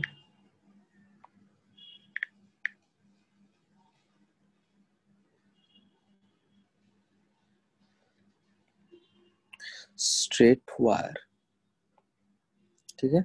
first part है ऐसे इसमें। और देखो मैग्नेटिक फील्ड क्या क्या करना है, जैसे इलेक्ट्रोस्टैटिक्स में क्या किया था स्टार्टिंग में, स्ट्रेट वायर के कारण निकाले sign theta 1 plus sign theta 2। फिर क्या किए, रिंग के कारण निकाले। फिर डिस्क, डिस्क के कारण तो नहीं निकालेंगे, रिंग के कारण निकालेंगे। ऐसे ही करके 3-4 एग्जांपल लेंगे और उसका मेथड देखेंगे। स्ट्रेट वायर मतलब क्या, सबसे पहले फाइनाइट वायर लेते हैं।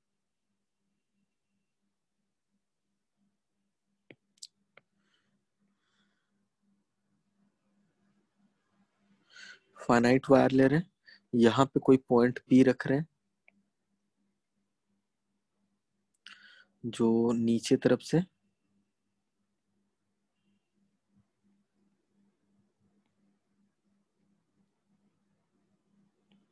θ1 एंगल बनाएगा और ऊपर से θ2। देखो कन्वेंशन पे फिर आना पड़ेगा, ऐसा नहीं कि बुक में देखें बुक में कुछ और फॉर्मूला लिखा हुआ है तुम मुझे बोलने लगे सर बुक में तो ये दिया हुआ है। यहाँ पे क्या डिफाइन कर रहा हूं मैं, उस चीज पे फोकस करना।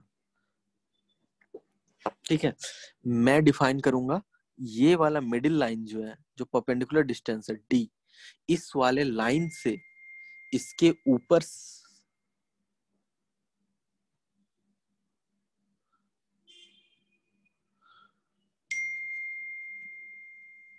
इसके ऊपर साइड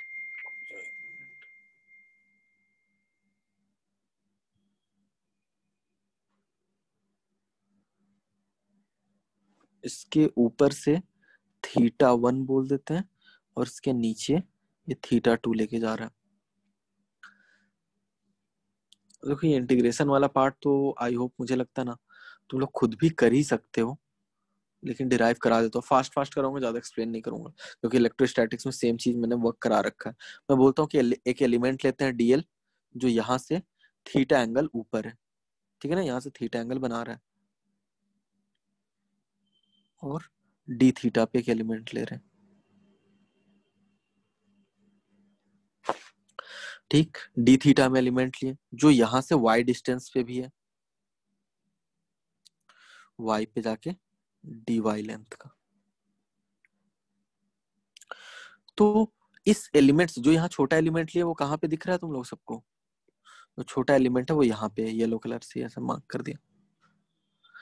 ठीक, अब उसके कारण मुझे डायरेक्शन तो पता है, यहाँ पे देख लो सबके कारण डायरेक्शन सेम है क्या? इस एलिमेंट के कारण भी अंदर की तरफ of course current carrying, current का डायरेक्शन ऊपर दे देता हूँ मैं, करंट ऐसे फ्लो कर रहा है हाई।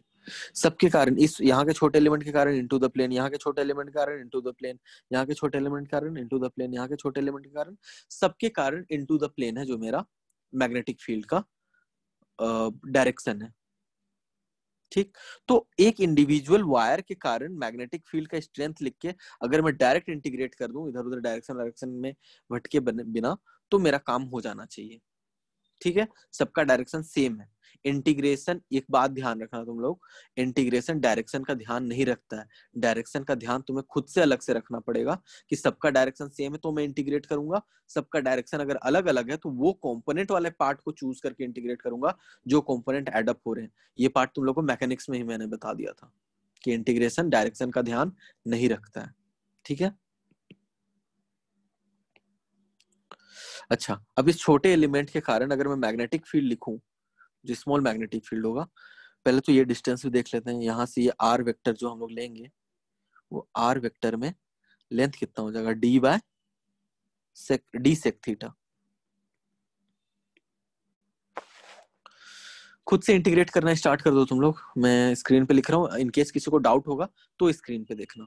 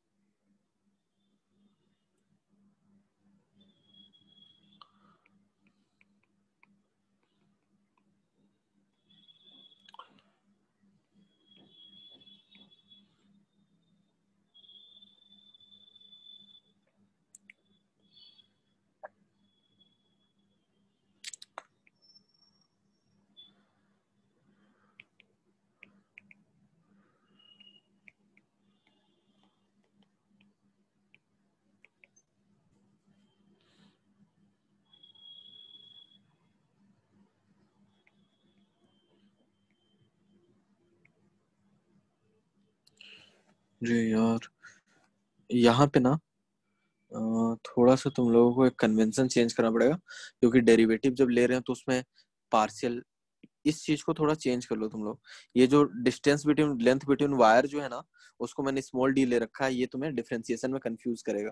ठीक है, तो ये लेंथ फ्रॉम द वायर को एल ले लो, स्मॉल एल।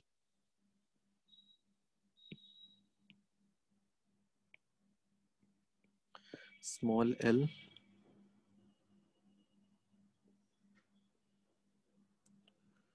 एक ही जगह तो आएगा, स्मॉल एल। ठीक है, स्मॉल एल लेके करोगे तो वो डिफरेंशिएट करने में कंफ्यूजन नहीं आएगा।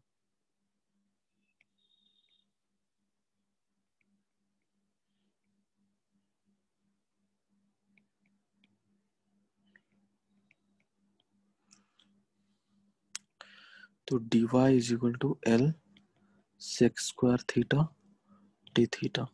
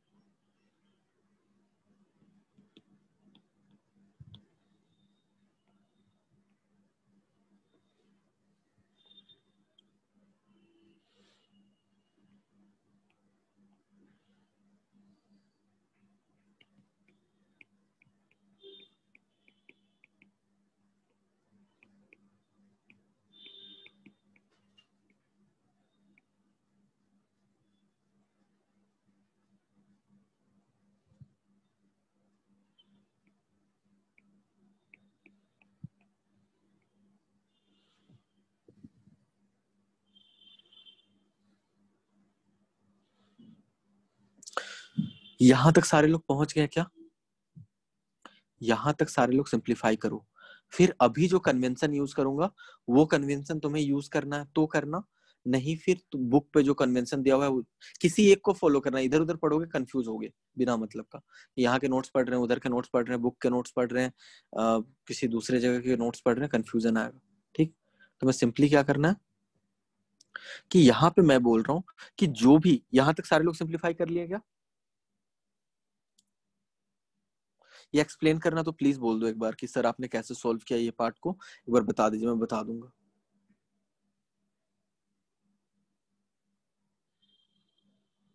चैट बॉक्स में ही लिख दो।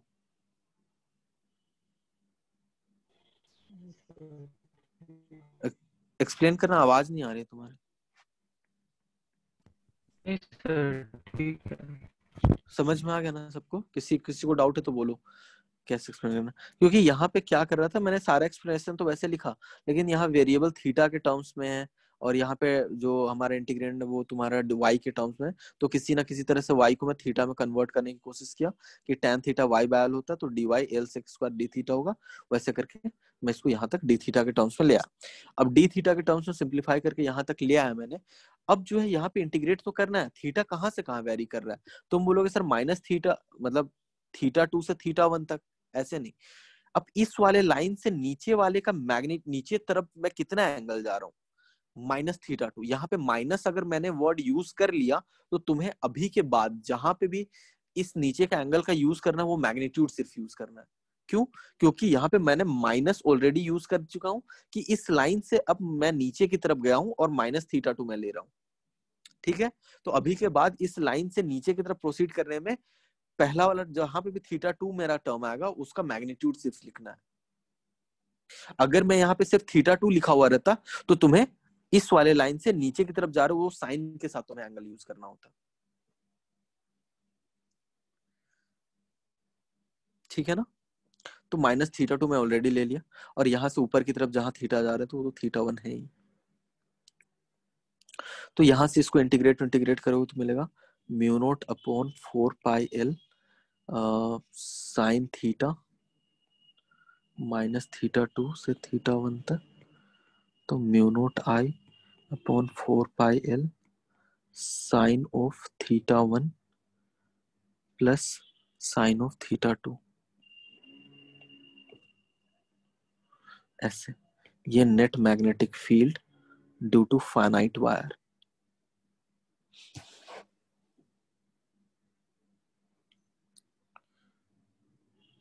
ये कन्वेंशन वाले पार्ट में डाउट ना रहे कि एक दो क्वेश्चन में करा दूंगा।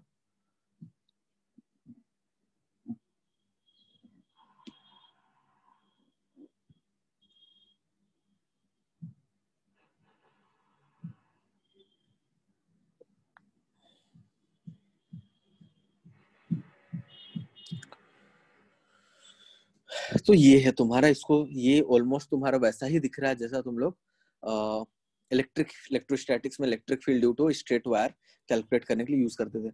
अब देखो जो भी तुम्हारे छोटे मोटे एग्जाम है ना, लाइक तुम्हारा जी मेन या WBJ या फिर बिटसेट या VIT, ये सब जितने भी छोटे मोटे एग्जाम उसमें डायरेक्ट पूछ देता है कि ये मेरा वायर है, इसके ऊपर का एंगल इतना बन रहा है, नीचे का एंगल इतना बन रहा है, बताओ इस पॉइंट P पे मैग्नेटिक फील्ड कितना होगा। डायरेक्ट पूछ देता है। तो ये फॉर्मूला याद रखने में प्रैक्टिस इतना करना कि याद रखने की जरूरत ना पड़े।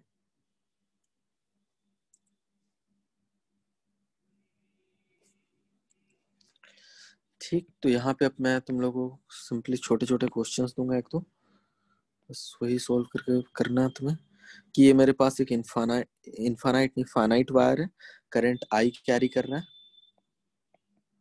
Capital I। ये पॉइंट P है जो यहाँ से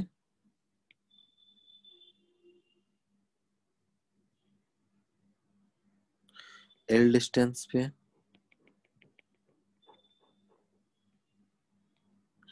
इधर 45 डिग्री बना रहा है, इधर 30 डिग्री बना रहा है। मैग्नेटिक फील्ड का टर्म खुद से लिखो।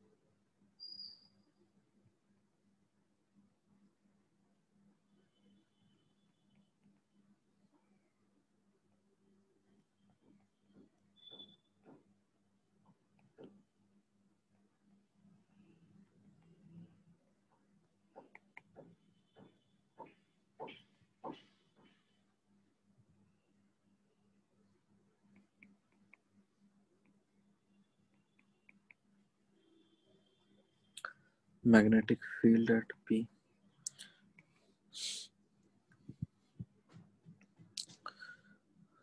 बेसिकली तुम्हें इस पूरे चीज में ये L θ1 θ2 आइडेंटिफाई करना है बस, मेरे कन्वेंशन के अकॉर्डिंग, या फिर तुम अपने कन्वेंशन के अकॉर्डिंग लिखना चाहो तो अलग से लिख सकते हो।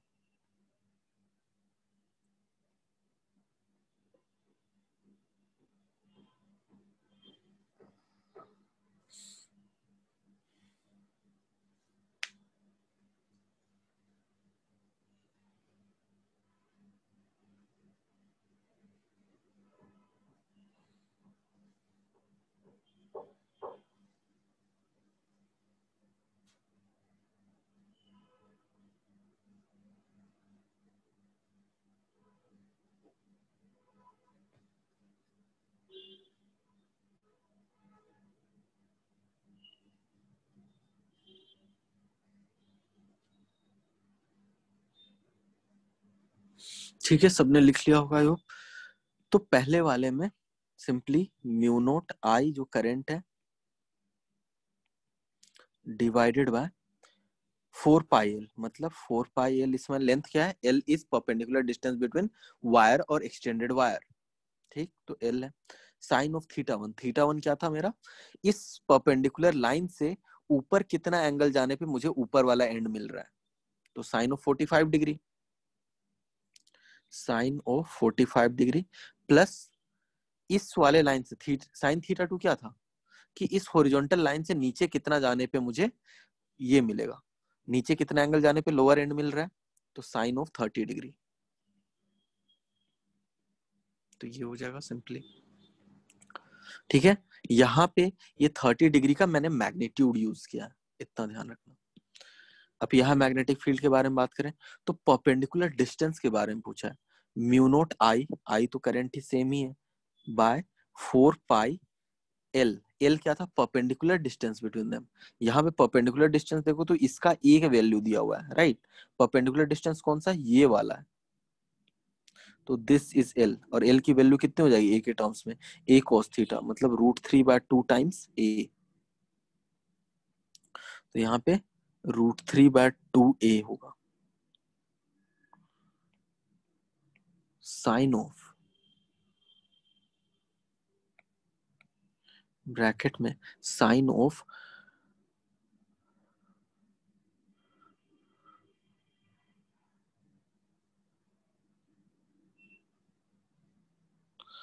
इस वाले एंगल से ऊपर जाने पे कितने एंगल पे मुझे ऊपर का पॉइंट मिला, sine of theta one plus sine of theta two है ना, तो पहले तो थीटा वन है, थीटा वन क्या था, ऊपर वाला एंगल ही।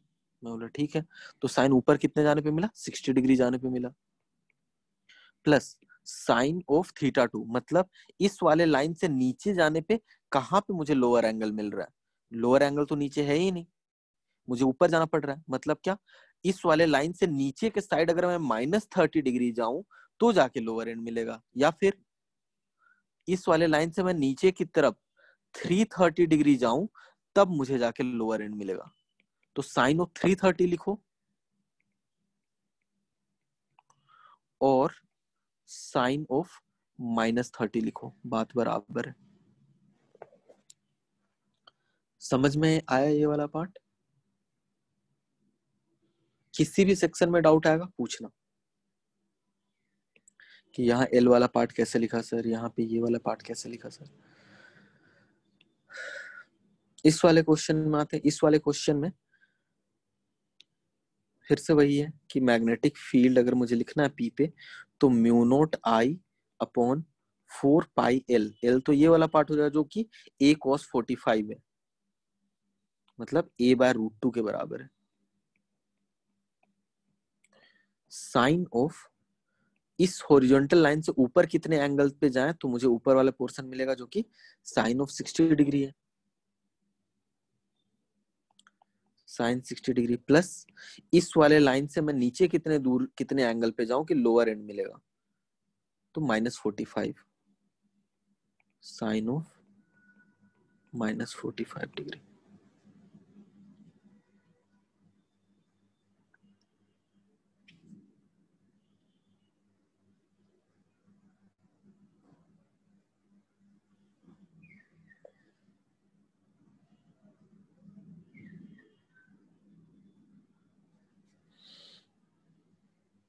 क्लियर है सबको।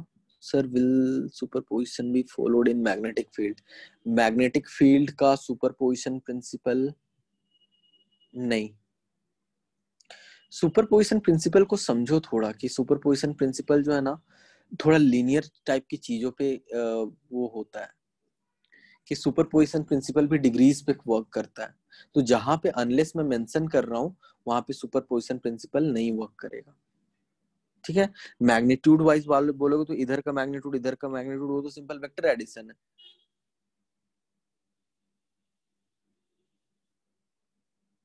ठीक है ना, इस वायर के कारण पॉइंट पी पे बोलोगे मैग्नेटिक फील्ड, तो इसके कारण नीचे इसके कारण ऊपर, तो ये सुपरपोजिशन नहीं है, ये सिंपल वेक्टर एडिशन है।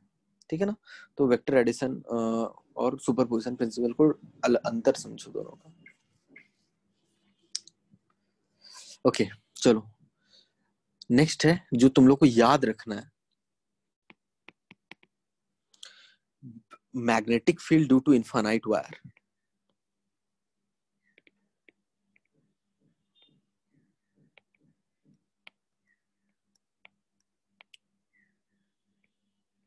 इनफाइनाइट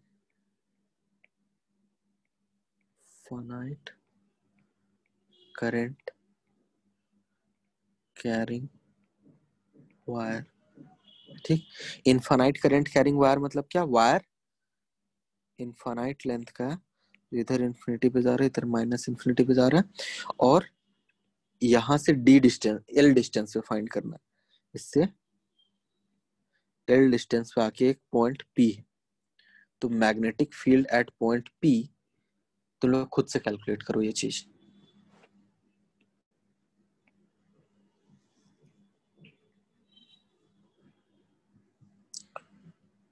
तो खुद से कैलकुलेट करो, स्क्रीन पे तब देखना जब डाउट हो।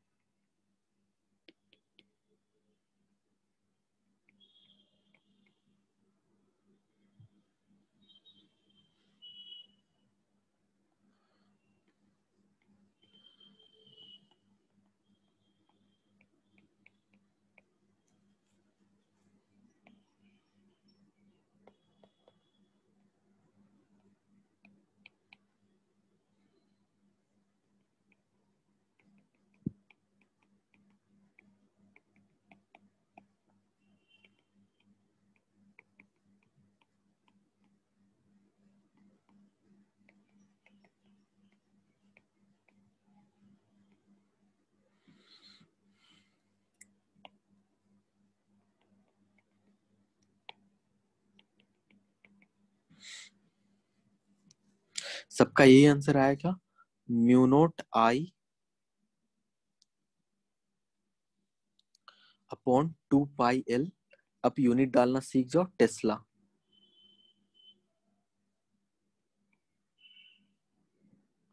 इतना टेस्ला का मैग्नेटिक फील्ड है।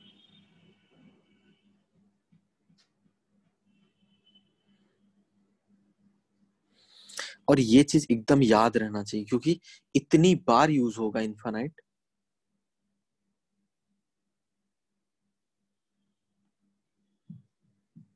ठीक है, ये अच्छे से याद होना चाहिए तुम्हारा क्योंकि ये मल्टीपल टाइम्स हम लोग यूज करेंगे। सेमी इनफाइनाइट वायर का भी याद होना चाहिए। सेमी डायरेक्शन में तो किसी को कोई प्रॉब्लम नहीं ना, हम मैं सिर्फ मैग्नीट्यूड निकलवा रहा हूँ, डायरेक्शन तुम लोग को खुद से फिगर आउट करना है वही क्रॉस प्रोडक्ट से। Semi infinite wire, semi infinite wire के बारे में बात करेंगे तो ऐसे इस पॉइंट से निकल के इन्फिनिटी तक जा रहा है करंट आई,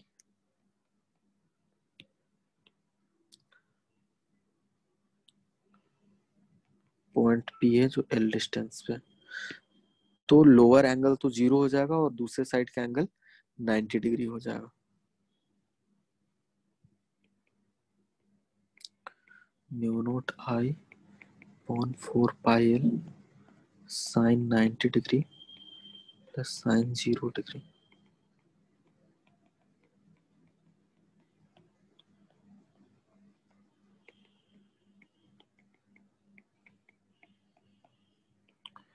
ये होगा मैग्नेटिक फील्ड। डायरेक्शन सबका क्रॉस क्रॉस डालता जा रहा हूँ क्योंकि करंट ऊपर की तरफ है, नीचे की तरफ।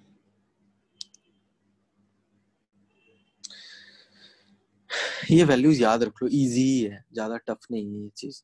ठीक है, mu naught I upon 2 pi L, mu naught I upon 4 pi L.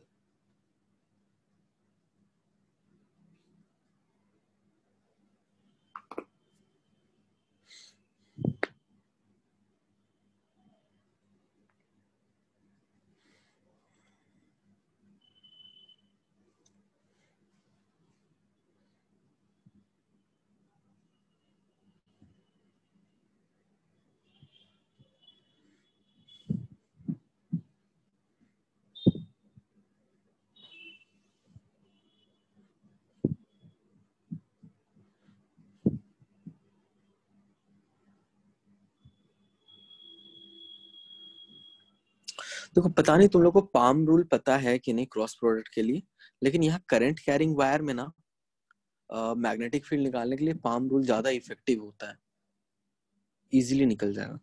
तो पाम रूल तो मैं ऑफलाइन क्लास होता तो इजीली बताता।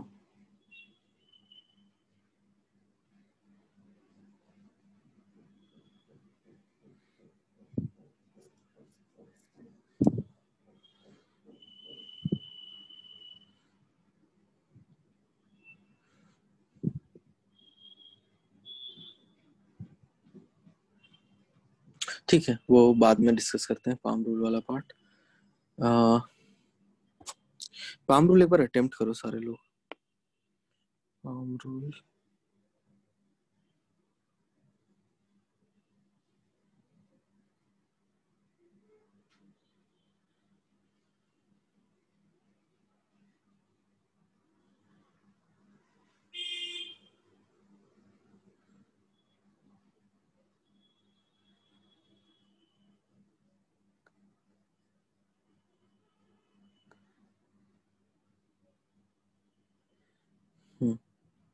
देखो पाम रूल के, देखो ये एक करंट कैरिंग वायर है, सब देख पा रहे हो, ये करंट कैरिंग वायर है। इसके कारण पी पे अगर मैं मैग्नेटिक फील्ड लिखूंगा तो किधर जाएगा, जो भी तुम्हारा क्रॉस प्रोडक्ट आता है उस क्रॉस प्रोडक्ट रूल से डीएल क्रॉस आर वेक्टर, तो डीएल क्रॉस आर करो तो पॉइंट पी पे इनटू द मैग्नेटिक फील्ड होगा। ठीक, मैग्नेटिक फील्ड का डायरेक्शन इधर होगा। ठीक है, तुम्हें क्रॉस प्रोडक्ट आता है, क्रॉस प्रोडक्ट से भी अपना क्रॉस प्रोडक्ट से भी अपना वो वाला पार्ट कर सकते हो, गलत आंसर नहीं आएगा, आ जाएगा। पाम रूल से थोड़ा सा इजीली आएगा। क्या बोलता है पाम रूल कि यहाँ पे इस करंट कैरिंग वायर के कारण पॉइंट पी पे अगर मैग्नेटिक फील्ड तुम्हें फाइंड करना है तो put your thumb in direction of current. मतलब क्या कि जो भी तुम्हारा थंब वाला पार्ट है वो इस डायरेक्शन में पॉइंट करो। ठीक है, इस डायरेक्शन में पॉइंट किए, थंब इस डायरेक्शन में पॉइंट कर लिया, अपने राइट हैंड के थंब को, राइट हैंड पाम रूल बोल रहा हूँ, राइट हैंड थंब को पॉइंट किया, put your thumb in the direction of current. अब फिर क्या, stretch your finger towards the point where magnetic field is to be calculated. Thumb को सब सारे लोग पॉइंट कर लिए जिस डायरेक्शन में मैं बोला, राइट, इस डायरेक्शन पॉइंट। अब अपने फिंगर्स को इस डायरेक्शन, जिस भी डायरेक्शन तुम्हें वो फाइंड करना है, मैग्नेटिक फील्ड फाइंड करना है, उस डायरेक्शन अपने फिंगर्स को पॉइंट करो। राइट हैंड यूज करना सारे लोग,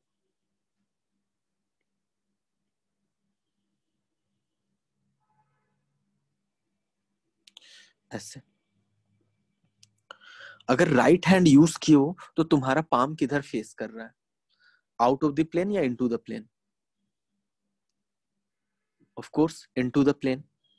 तो direction of your facing palm is the direction of magnetic field. जिस भी डायरेक्शन में तुम्हारे हाथ में जो लाइंस है, पाम पता है ना सबको, बैक ऑफ पाम के बारे में मालूम है ना तुम्हारे, जो पाम वो जिस डायरेक्शन में फेस कर रहा है उस डायरेक्शन में मैग्नेटिक फील्ड होगा।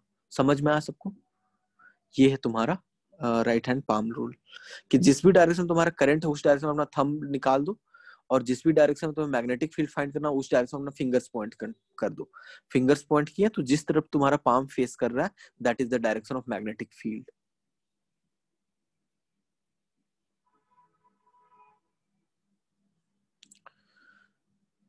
एक और बार एक्सप्लेन करना तो प्लीज एक बार चैट बॉक्स में लिखो या फिर माइक ऑन करके बोलो कि सर फिर से एक्सप्लेन कर दीजिए।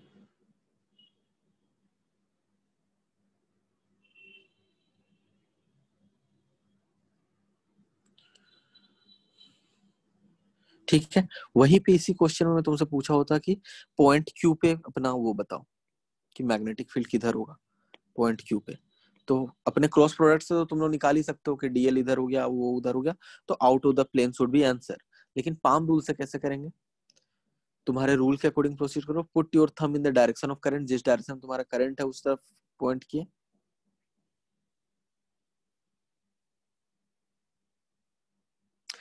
and point your finger, stretch your fingers towards the point where magnetic field to be calculated। तो इधर पॉइंट क्यू तक मुझे कैलकुलेट करना है, तो अपना फिंगर्स में इधर पॉइंट कर दिया।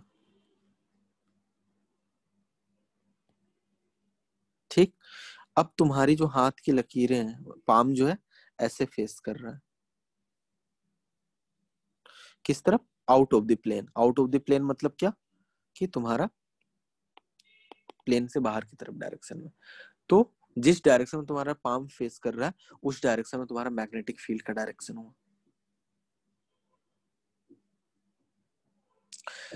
क्लियर हो गया?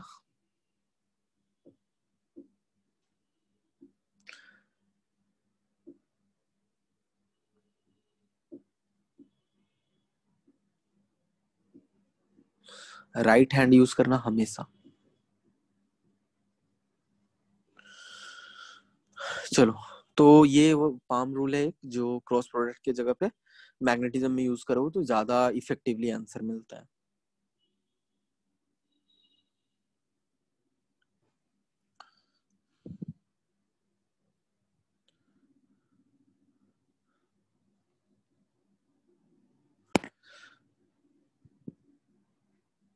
एक क्वेश्चन, दो क्वेश्चन मैं देता हूं तुम लोग करने के लिए।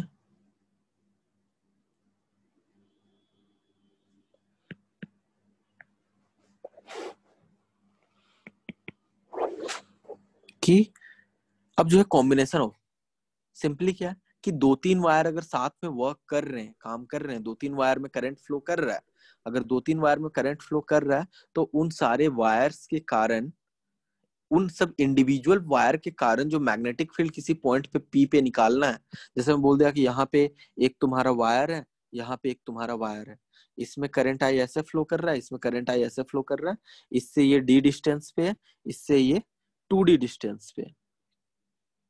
What is magnetic field at point P? Infinite wire है दोनों, लिख सकते हो क्या?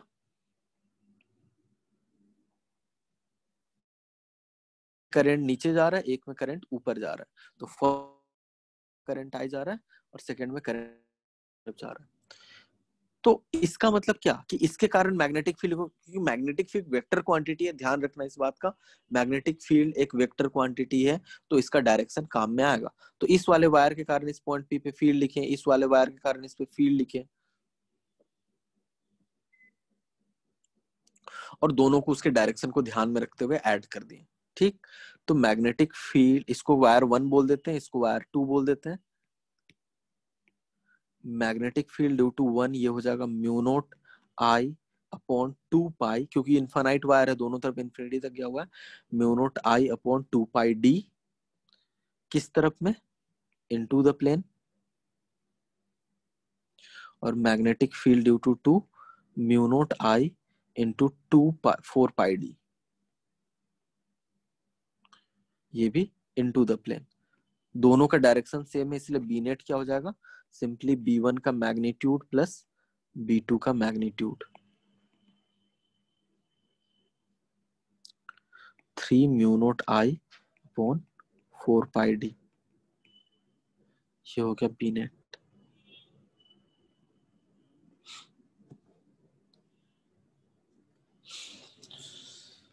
सारे लोग सॉल्व करके अपना कंपेयर करो, और कुछ डाउट हो रहा है किसी भी क्वेश्चन में तो पूछो।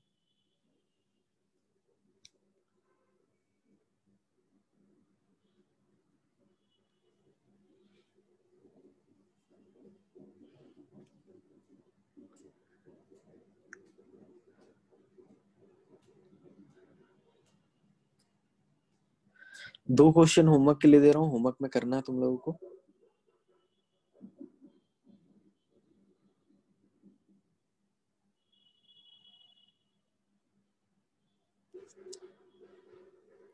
दो क्वेश्चन होमवर्क के लिए दूंगा। ये चीज समझ में आ गया ना सबको?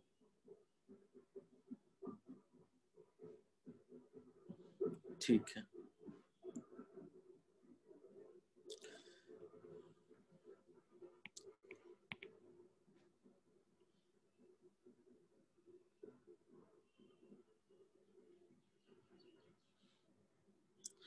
देखो, एक ऐसे वायर आ रहा था करंट आई लेके, और यहां से दो पार्ट में वायर जो है स्प्लिट हो जाता है,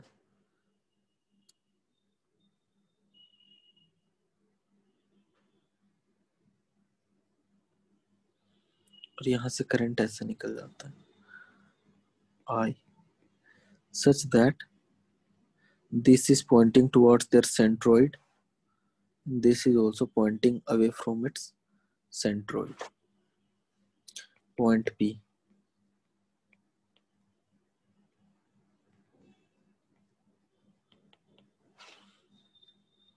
ठीक है, magnetic field at point P बताना है। ये क्वेश्चन अभी सॉल्व कर लो, 5 मिनट का टाइम लगेगा।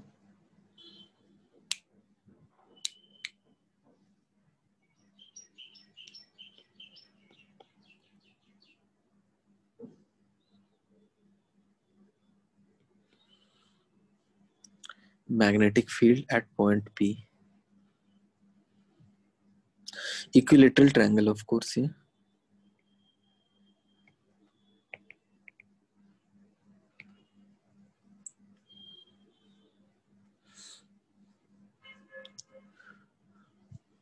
साइड लेंथ की जरूरत तो नहीं पड़नी चाहिए, ए ले लो ऐसे।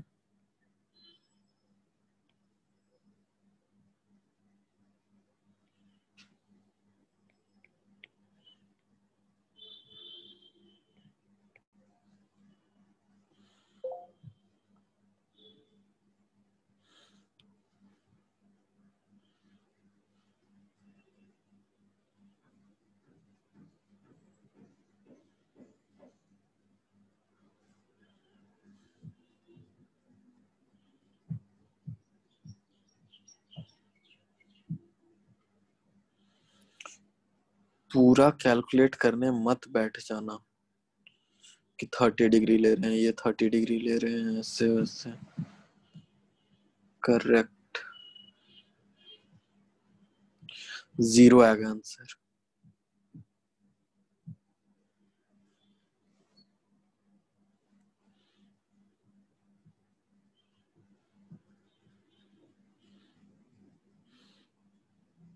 करेक्ट है, पूरा कैलकुलेट करने की जरूरत नहीं। अगर पूरा कैलकुलेट करने जा भी रहे हो ना तो भी सोल्व वोल्व करके 0 आएगा, लेकिन वो चीज तुम लोग बिना कैलकुलेट किए भी फिगर आउट कर सकते हो। थोड़ा एजम्पशन से, यहाँ करंट कैसे डिस्ट्रीब्यूट हो रहा है, इन दोनों के कारण कंट्रीब्यूशन क्या है, इसकी इंडिविजुअल के कारण कंट्रीब्यूशन क्या है, ये सब वाला पार्ट।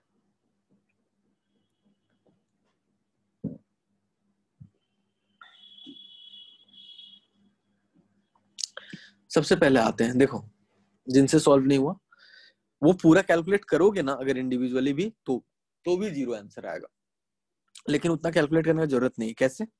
यहाँ से करंट आई आया, करंट आई आने के बाद अब तो इसके पास 2 रास्ते हैं। करंट आई अपने आप को डिवाइड करने वाला, इधर भी जाने वाला, इधर भी जाने वाला है। लेकिन कैसे डिवाइड करेगा? जैसा रजिस्टर उस हिसाब से। इधर देखोगे तो इसका लेंथ सेम, इसका लेंथ सेम, और इसका भी लेंथ सेम। तो इनडायरेक्टली देखो, अगर इसमें रजिस्टर आर है तो इसमें भी रजिस्टर आर, इसमें भी रजिस्टर आर। मतलब ऊपर के डायरेक्शन में 2R रजिस्टर और नीचे के डायरेक्शन में R रजिस्टर। तो करंट अपने आप को 2:1 में डिवाइड करेगा, सच दैट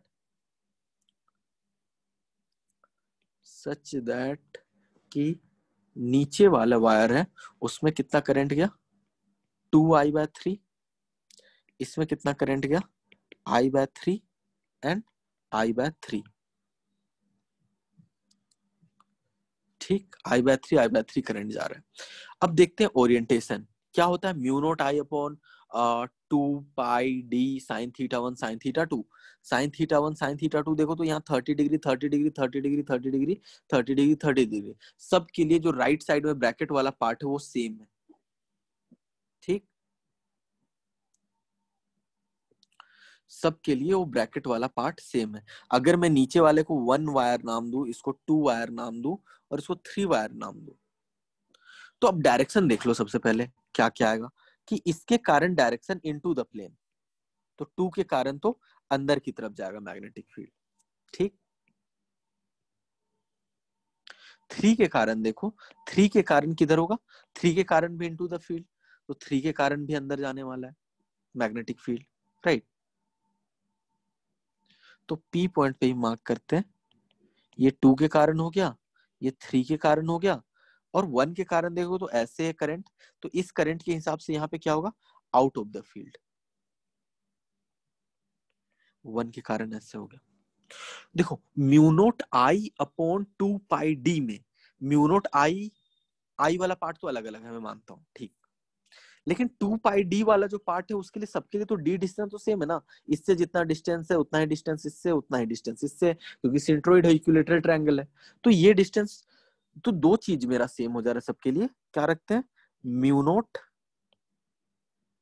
I1 नाम देते हैं, डिवाइडेड बाय 2πd, जो भी d वाला पार्ट था, और ब्रैकेट के अंदर कुछ कुछ टर्म आता था, राइट।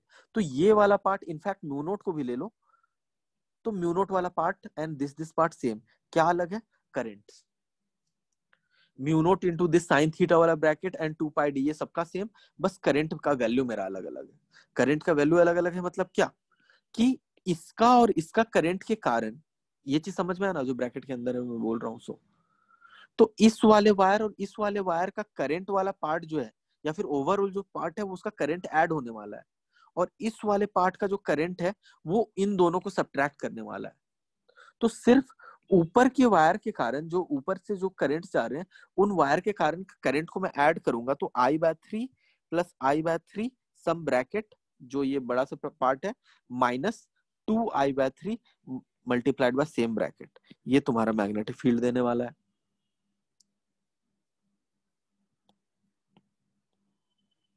राइट। तो ऐसे करोगे तो ये I/3 ये तो ऐसे ही कैंसिल आउट, सेम ब्रैकेट था, तो नेट मैग्नेटिक फील्ड मुझे 0 मिलने वाला है।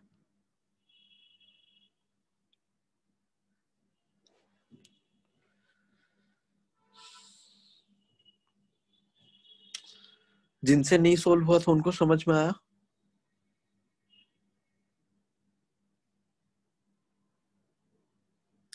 ये सिर्फ ट्रायंगल के लिए नहीं होगा, ये अगर मैं सर्कल भी ले लेता ना, और कहीं से इनपुट करंट आ रहा होता और कहीं से आउट एग्जिट करंट जा रहा होता, उसके लिए भी होता ये सेम टू सेम चीज।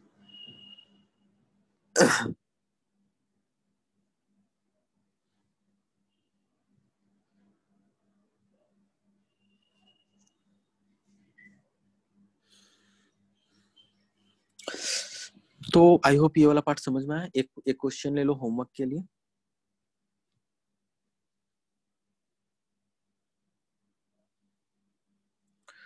इसमें किसी को डाउट है तो पूछो प्लीज, क्योंकि almost half of the class बस आंसर की थी।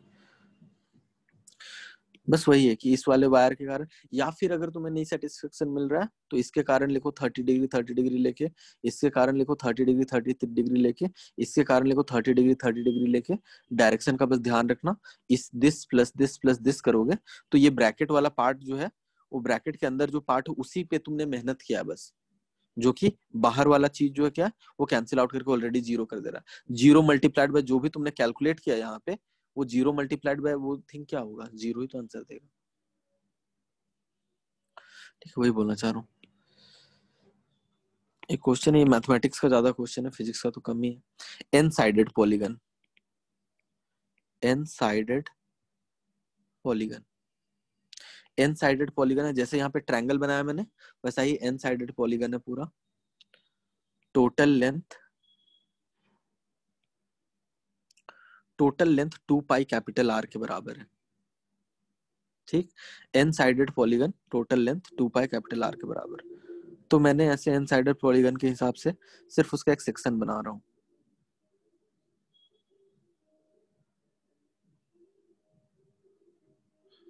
ठीक है। उसका जो भी सेंटर है P, तो मैग्नेटिक फील्ड एट P तुम्हें फाइंड करना है, और इसमें क्या है, इस पॉलीगन में करंट I फ्लो कर रहा है,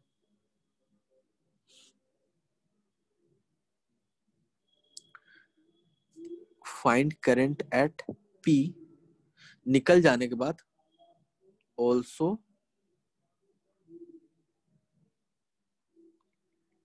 approximate BP if n tending to infinity।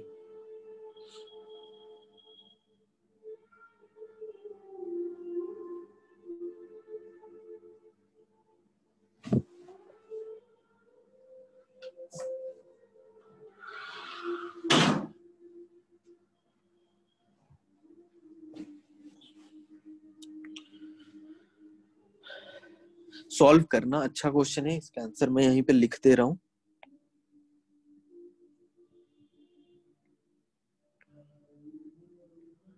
n square mu naught I upon 2 pi square r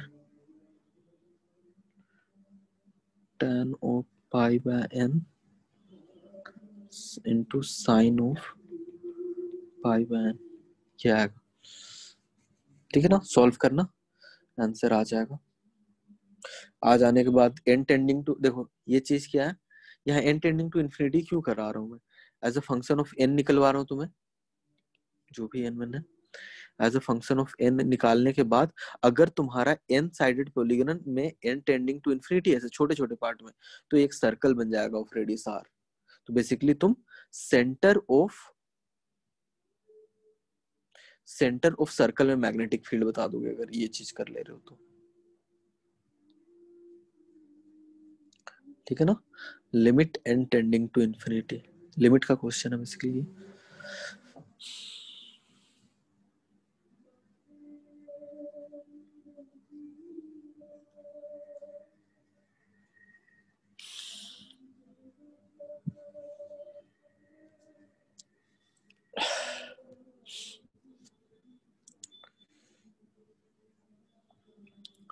चलो ठीक है, फिर मीटिंग एंड करते हैं।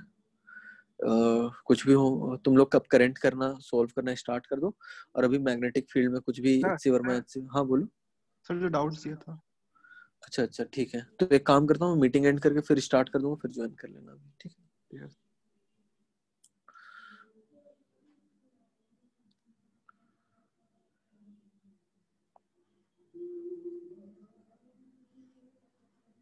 चलो मीटिंग एंड कर रहा हूँ मैं।